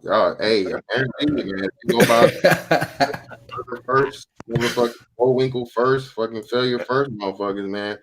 Yeah, man. Hey, man, I guess, I mean, because all these dudes that married to non-white women, those resources go directly to whatever race of people they're married to from you guys' explanation. So yeah, man, y'all have to lose like half of those, because I think George Washington Carver like married a white woman, some shit like that, or like a couple of them old ass dudes married a whole bunch of white women. So yeah, man. And my whole thing with the invention thing though is, again, if the black community isn't getting any residuals from those inventions, what's the purpose? I mean, because everybody gets to, you say you brought up TVs, everybody watches TV. You brought up spark plugs, everybody drives cars. It's not exclusive to black people. So again, it's actually something that just helped everybody else. So that's why I didn't really want to go into it. But that's not just a plus for black people, especially if the black community isn't getting any revenue from it. And actually, more white people than everybody else benefited than blacks do. Wow. Hey, somebody, y'all even cool. Frederick Douglass being system, man, y'all crazy. Nah, but and that's funny though, right? Because when Frederick Douglass was even working as an abolitionist, he did have to side with white folks. He did have a black wife and then had a white wife. And so all of those questions, those could come up in a later debate, the miscegenation and all of that. I would say that it's funny at best. And then for the rebuttal, he did kind of mention some points that were brought up earlier in the debate when we were actually going back and forth. And I do want to address that. But yeah, when it comes to some of those inventions, I'll say it like this. Those inventions that are non-exclusive, that benefit, the benefits of those exclusions may be not just Black Americans. And that is one of the things that makes America great, right? So the train signal and the Black person who invented that allowed for the mobility of our nation to become an industrialized, or to experience our industrial revolution more safely and more effectively. The spark plug is another one that allows mobility. And so even to this day, folks would say that America is 10 times better than some of those other nations. How do you say that they're 10 times better without acknowledging those Black inventors? So whether or not they were swirlers or not, I think that was more or less a shot at the B1s on race mixing and things like that. But I don't think that it's of consequence to our ability to compete as a Black society. Why not? Because it actually moves into the space of defining, well, the one drop rule, does that make you Black? And are we including the contributions of mulattoes? Are we including, it gets a little bit messy once you start doing all of that. I would just say the Black society has benefited more than just us non-exclusively. And that while we don't get residual incomes for the trademark or the copyright of that spark plug, do the intellectual property theft and trademark theft and all of those things. It's similar to when China or Asia starts to do that same thing, where they reverse engineer something that we've created here in America, and then they allow their populations to benefit from it. So just because we don't get the full benefit from it individually, we still get some. We have refrigerators, we have TVs, we have things like that. The bigger issue was, are Blacks competing? The answer is yes. All right, we're gonna take this last question, then we're gonna wrap up. And this question is to Brother Moses again. I've been hitting Brother Moses with all the questions. Oh, well, it's for Moses and Fantastic. My bad. They're saying, and this is from Brother Archer. He says over 70% of young boys in California read below grade level. What are some of the ways we can help improve the education of young Black boys? I don't know who want to go first on that one. Yeah, that one's hard, right? Because California is only like 5% or maybe even 7% African American. And so the major tenets of social, political, and economics that work in tangent in order to enable you to compete stronger, we're missing a key element. As such a lower minority, even the bills and policies that you put on to challenge Common Core, to challenge whenever they say, look, we're going to redistrict or we're going to rezone, all of those different tenets aren't working in your favor in order to compete on a social, political, economic, and tangent.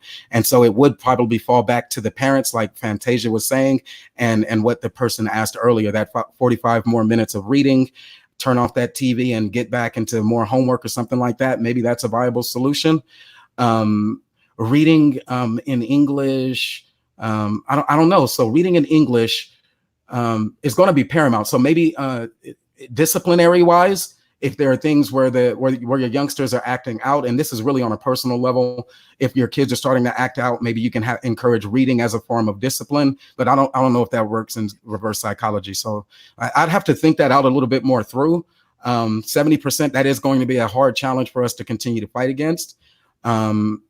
Partnerships with colleges, I would always say the government grants that allow us to go into those schools, and even in corporate partnerships where they allow you to go and volunteer. If you do work in like corporations or for the government, you can volunteer in underprivileged spaces. So that would be my answer, is probably through partnerships and things like that, funded by either the government or corporations, as well as leveraging some of those tools if we can, to try to get more resources into the hands of those public schools and those parents. All right. Brother Fantastic. Yeah. I don't disagree with pretty much anything he said, man. It's very simple. Turn the TV off, make your kids pick up a book, have them read with them, and have them read aloud and often. There's several things. You have free apps. It's so many things out here that, man, it's no excuse. There's really no excuses. And that, I mean, I don't know why he, made it specific to California. But I mean, this should just be nationwide, period. And like I said, you have this influx of people that are reaching it to be grown men and have a fourth grade reading level. That in itself is quite scary and and really embarrassing. So again, man, it's several ways to attack a very simple issue. You just have to have, again, the discipline and the accountability and the dedication to change it. All right. I see we got George Macon in the house. Boy, your name has been coming up in those polls a lot. Brother Macon, you got to hit me up, boy. You got a lot of people who want to debate you, and you got one or two people who want to debate you specifically. So hit me up, Brother Macon. When you get a chance, man, we can get this going on, man, because people definitely want to debate Brother Macon. You got my information. Hit me up, brother. Is George going to come out to play? Say what? Is George? Yeah, Brother Macon. Yeah, Brother Macon in here. He in here. I was just saying his name been coming up a lot. Coming up in the old debate pool. So he need to hit me up. He got my info. Hit me up, Brother Macon. We're gonna wrap this up, y'all. Good debate. I got a lot of respect for both of you brothers. I actually learned a few things tonight from both of you. Very good debate, very civil. Very professional, very well implemented, and very well operated, and everybody abided by the rules for the most part. I appreciate it, man, and I respect the way you brothers handle yourselves in this competition. I will leave it to the audience to decide who won. But I appreciate both of you brothers, man. And yo, as always, man, you're always welcome on the T.P.O.T YouTube page. Peace to Brother Fantastic. Peace to Brother Moses. If y'all want, y'all go ahead. I think both of y'all are mods in my chat, so go ahead, put your information up so people know where they can find you. If you got any closing words for the folks, go ahead and pull the trigger on that too. Again, X man, appreciate you for the time, man. You know, all those good things, and appreciate the debate. This was quite fun. I mean, it was an easy closeout. I mean, no question. You know, like really like first round TKO, but you know, I played around with my opponent and you know, won on points at the same time. I said when you said the whole premise, even though you claim I changed the debate, but you agreed with what I changed the debate to when, oh, we are behind. Hey, who knows, right? I don't know. I didn't make one concession throughout the whole thing, but I heard several coming to my side. So either way it goes, man, y'all know me. I'm gonna spark this up as soon as I leave here. Again, come over to, you know, the spot where everybody be at, you know what I'm saying, where everybody watch what's going on and they make the content off of, you know, what we do about where I'm at. And, you know, we'll just chop it up and finish this up, man. I appreciate you, X. Absolutely. Thanks for coming through, brother. Brother Moses, anything you want, any parting shots before you leave? Don't forget to put y'all information in the chat room, man, for the folks who may not know where to find you. Absolutely. So again, man, salute to you, brother. Thanks for starting off the year with good debate. We definitely need more of these type of more structured and organized. You know, we weren't talking over each other too much. I think we both brought some good information. There's a lot of information that he brought that I actually gave kudos to. His ability to look at Black from a perspective of Black versus those other groups that are here. Now, in this debate, I think I did a better job of explaining how we compete on this one term, which was that median income, medium household income, Blacks as a society, a group of 46 million versus those other 46 million type spaces, not against 1,000 or 10,000. And so because of that, look, there's a lot of things that you can take away from the debate. I don't know what yours are, but at the end of the debate, I pulled forward at least 7 different points on why I won the debate. Maybe you agree, maybe you disagree. Maybe it's personality or celebrity worship. Sometimes, you know, it is what it is. But I'll tell you, when it came to showing the information, I was very prepared. I did so in a professional manner, and I provided that. I didn't just give you a whole lot of Moses. I gave you a whole lot of data. I substantiated my claims with actual facts, and then I situated them in this reparations movement, and then even gave you the sources for why that is important. Black media, we have a responsibility and accountability here today. And with our tool, which is this social media, we're going to be responsible or accountable for the messages that we send. And I've given you one that you can use as your talking points that says Black people are competitive. And that's what the debate was about. Not only are we competing, we are doing so well. Everything ain't good. We ain't perfect yet. And we still have a lot of uphill battles to overcome. But shit, man, I'm all right, man. I know some Black folks that are all right. And then I also know that we have work to do.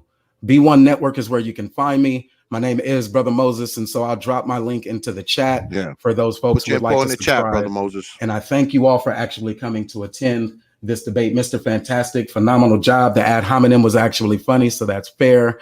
And then everyone in the chat, whichever side you agree on, no love lost, but still come check me out, Brother Moses, and you can find me on YouTube at the chat link that I'm going to drop below. Appreciate that. And T.P.O.T, excellent work, man. SKC, appreciate you for actually moderating with the time and then even being considerate once my mic went out. 100% victory for B1, Brother Moses. If you disagree, all right, man, we'll be doing it. We got a whole year to keep coming. We may come back with a part 2 just to see if we have anything new to provide. Oh, yeah. Oh, yeah.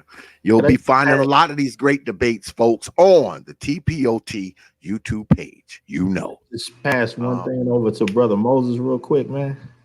Oh, go ahead. Go ahead, Brother Supreme. Yeah, man, I was listening, you know, to the whole thing, jotting, taking notes on this and that or whatever. But one little small note, man, you mentioned civilization, man. Bro, you need to hit me up. Hey, I'm super on civilization, man. That's not even an area where there's a contest, man. I kill civilization. I've been playing that even since the other one, man. It was. Hey, same here, man. So we got to exchange information now, man. Yes, sir, man. Drop it in the back chat. Now I got to tell you, I only use Black civilizations, man. I still use Shaka Zulu almost every time, and we can't have the same civilization, bro. Oh, you know I'm not using any black ones. Hey, and even the games though, like the games that we play, it's like Civilization seems like it should have been fair, but they have a complete disadvantage built into the game Civilization. Like our productivity is lower, we learn slower. I'm like, damn, racism have made it into the damn games now. Ain't that about a bitch? Yeah, man. We'll connect, man. Yes, sir. T.P.O.T. Right. You said you were gonna tell us what show was coming up next. Don't forget to do that, man, because I tune in and rock with you. Oh, absolutely.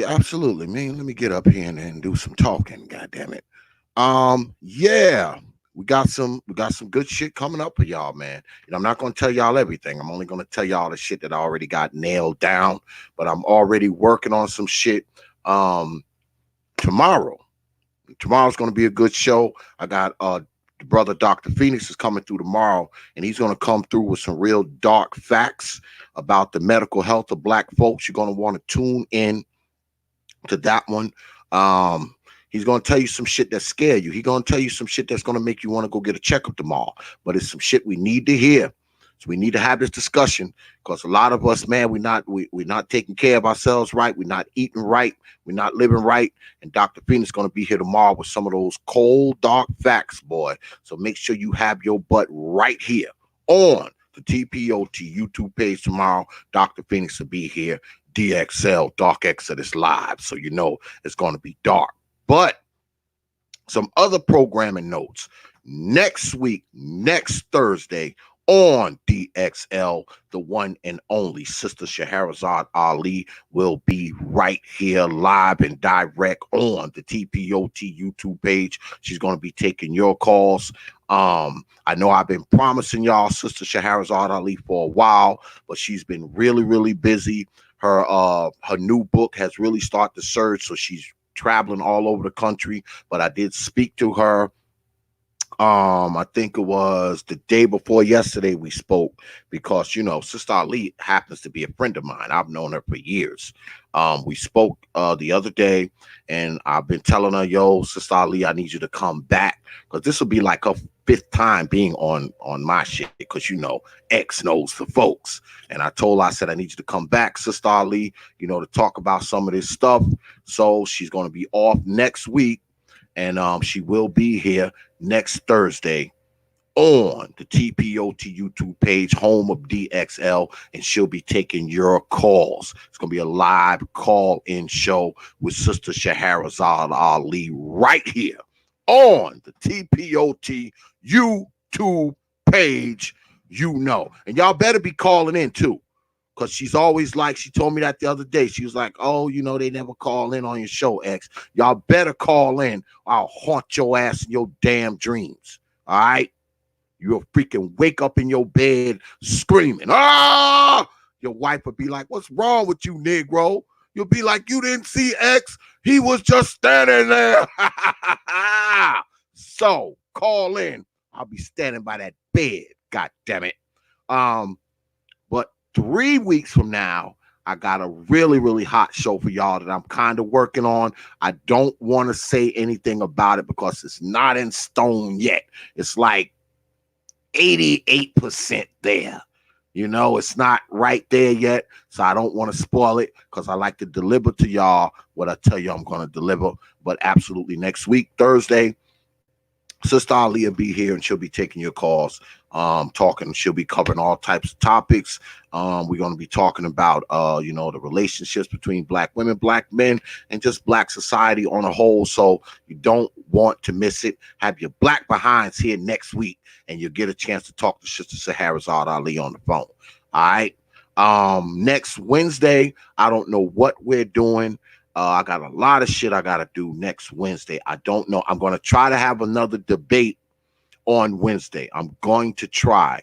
I'm trying to put something together. I've been trying to do a girl on girl debate, y'all. I've been trying to match somebody up with Cynthia G, because Cynthia G says she willing to come on to debate, and I've thrown the feelers out there, and no, I don't have any takers. I don't have any takers. I told her that tonight. I know she want to come up on here and debate, but I don't have no takers. So I'm trying to work on that, y'all. I have a few names in the poll because y'all know y'all pick these debates. X don't pick them. Like this debate we had tonight, y'all picked it. Yeah, this is y'all debate. This is the one y'all wanted to see. So if you want to see a debate, write me. Hit me in my email and say, I want to see this person versus that person. I want to see, whatever the case may be. If you want to debate someone, write me. I'll put your name in the pool and see if I can make it happen. All right. So let me know, because like I said, y'all pick these debates. I don't pick them. I go through my emails and see which names are the most popular, and I try to put them together. That's what I do. But next week, we're going to try to do a female debate next week, y'all. We're going to try. Like I said, write me. Let me know what you want to see. I'm really working on trying to get a girl debate next week. But if I can't do that, I'll just go to the pool and I'll put together two of the brothers, and that'll be that. So go ahead, write me. Y'all all know my email. If you don't know my email, just look on the T.P.O.T YouTube page. It's on there. You can write me. Let me know what you think. And just hit me up. And like I said, because y'all decide who debates who. All right. So if you want to see something next week, your black behinds better freaking write me and let me know. And I'll try to put it together. All right. All right. Now, what I need y'all to do now is get your black behinds down to Facebook. The name of the page is the Prophet of Thought series. Prophet of Thought, one word, series, the next word on Facebook. That's our main page. That's a community page. You can go there, like the page, share the page, follow the page. You can also leave X a message. I'm guaranteed to get back to you within 24 and 168 hours. There's always something good up there. Plus, you can follow what's going on the T.P.O.T YouTube page there as well. While you're on Facebook, make your way down to the Prophet of Thought Series fan group page. That's the Prophet of Thought Series fan group page on Facebook. Go ahead, request to be a member. You guarantee to get in there quick. If you have any problems getting in, just drop me a line and I'll talk to my admins, because I don't admin it, y'all. And like I always say, sometimes I put shit on there and my shit get blocked. My shit get held for review. I'd be like, the hell? So, if you have any problems, posting or getting in the group, just let me know. Just drop me a line. I'll talk to my admins like I got to do for myself all the time, and I'll make sure they get you in there. Also, follow us on WhatsApp and Instagram. That's Prophet of Thought. Leave out the series on Instagram. Follow us on Instagram. You guaranteed to get a follow back. And we have to end the night like this. Get your black behinds down to Twitter. The Twitter handle is at T.P.O.T Media on Twitter. That's at T.P.O.T Media on Twitter. Go ahead. Follow us on Twitter, because if you don't, I will haunt your black ass mama in her dreams up until next New Year's Eve. But anyway, I want to thank everybody for coming out tonight. I want to thank you folks right here in this chat. My moderators always doing what they have to do. And also, I want to thank you, most importantly, for spending some time with us, hanging out with us, watching us. And I want to thank everybody who donated tonight, dropping your coins. It is greatly appreciated. And I also want to thank my great debaters, Brother Moses and Brother Fantastic, for giving us a nice, laid back, intelligent debate. It is greatly appreciated. And I want to give a special thanks to my special timekeeper, Brother SKC. Also, we looking for timekeepers. I'm going to try. That's something new I've been trying. What y'all think about that? Y'all think it's good to have like a timekeeper? Because X-Ass don't know how to keep track of time and shit. So, if you wish to be a timekeeper, write me, let me know. You can keep time. We evolving. This thing is new, y'all. So, we kind of working with it. It's a new thing. It's a new thing. So, we're working with it, man. We getting it right. Oh, good look on that super chat, Brother Moses. Appreciate that, man. We working on it, y'all. We trying to get it right. We still, we still kicking out we kicking out some of the kinks, and we trying to work it out and flatten it out and make it work and shit and give y'all something nice. We trying to do it professional and all that kind of shit. So, write me. You got ideas about it, you can write me, you can let me know. And like I said, you got any debates in mind, go ahead and hit me up. I appreciate y'all writing me. I've been getting a lot of emails and I go through them all. I promise I read them all, y'all. I do. But like I said, I want y'all to pick these debates. All right. What y'all want to see, that's what I'm going to give you. All right. All right. So with that, I will leave you with 3 words. Like I always do. Open your mind, your mind. Peace, folks.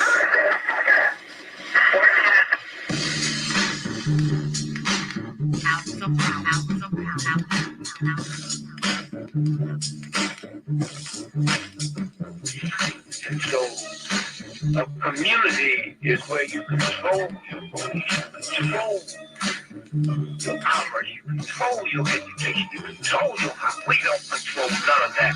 We live in a hood. Well, what about the big roads that get out? Oh, well,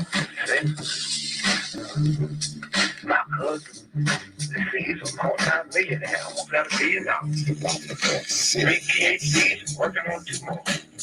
Driving down the street in Chicago in his Rolls Royce, enjoying himself, and he hit his sirens and looked to the rear and see this cop car flashing lights. He squeezed the steering wheel, man. Heart beats fast. Because he knows the price of a Negro, what it could be. And it was that cop car passing by. He said, thank God he wasn't after you in the first place, Mom. That Negro thing you can't get away from. This university, they wasn't coming after you.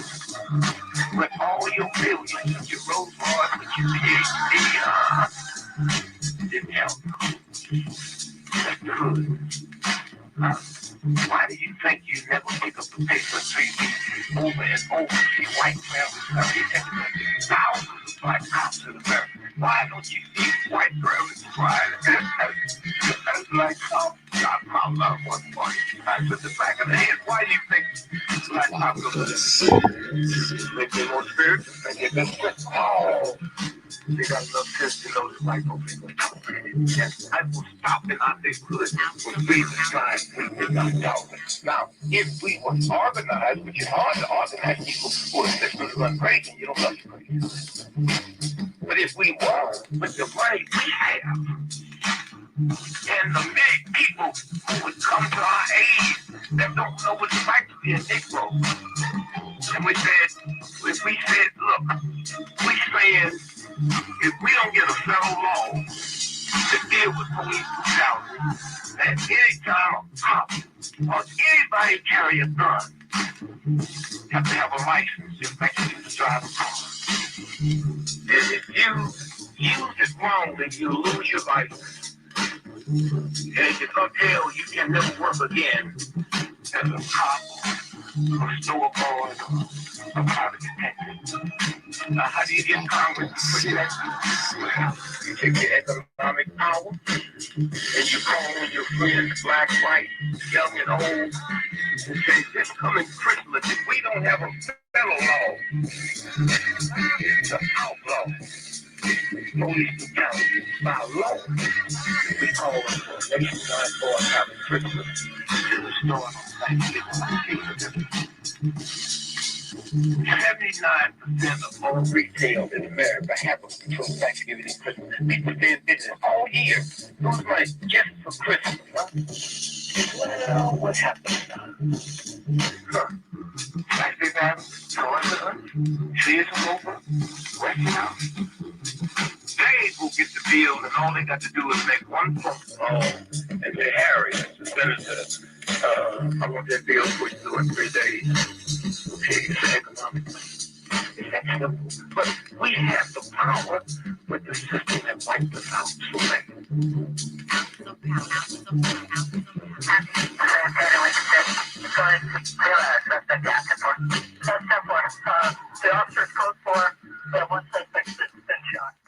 Open your mind. Only from the Prophet of Thought series media.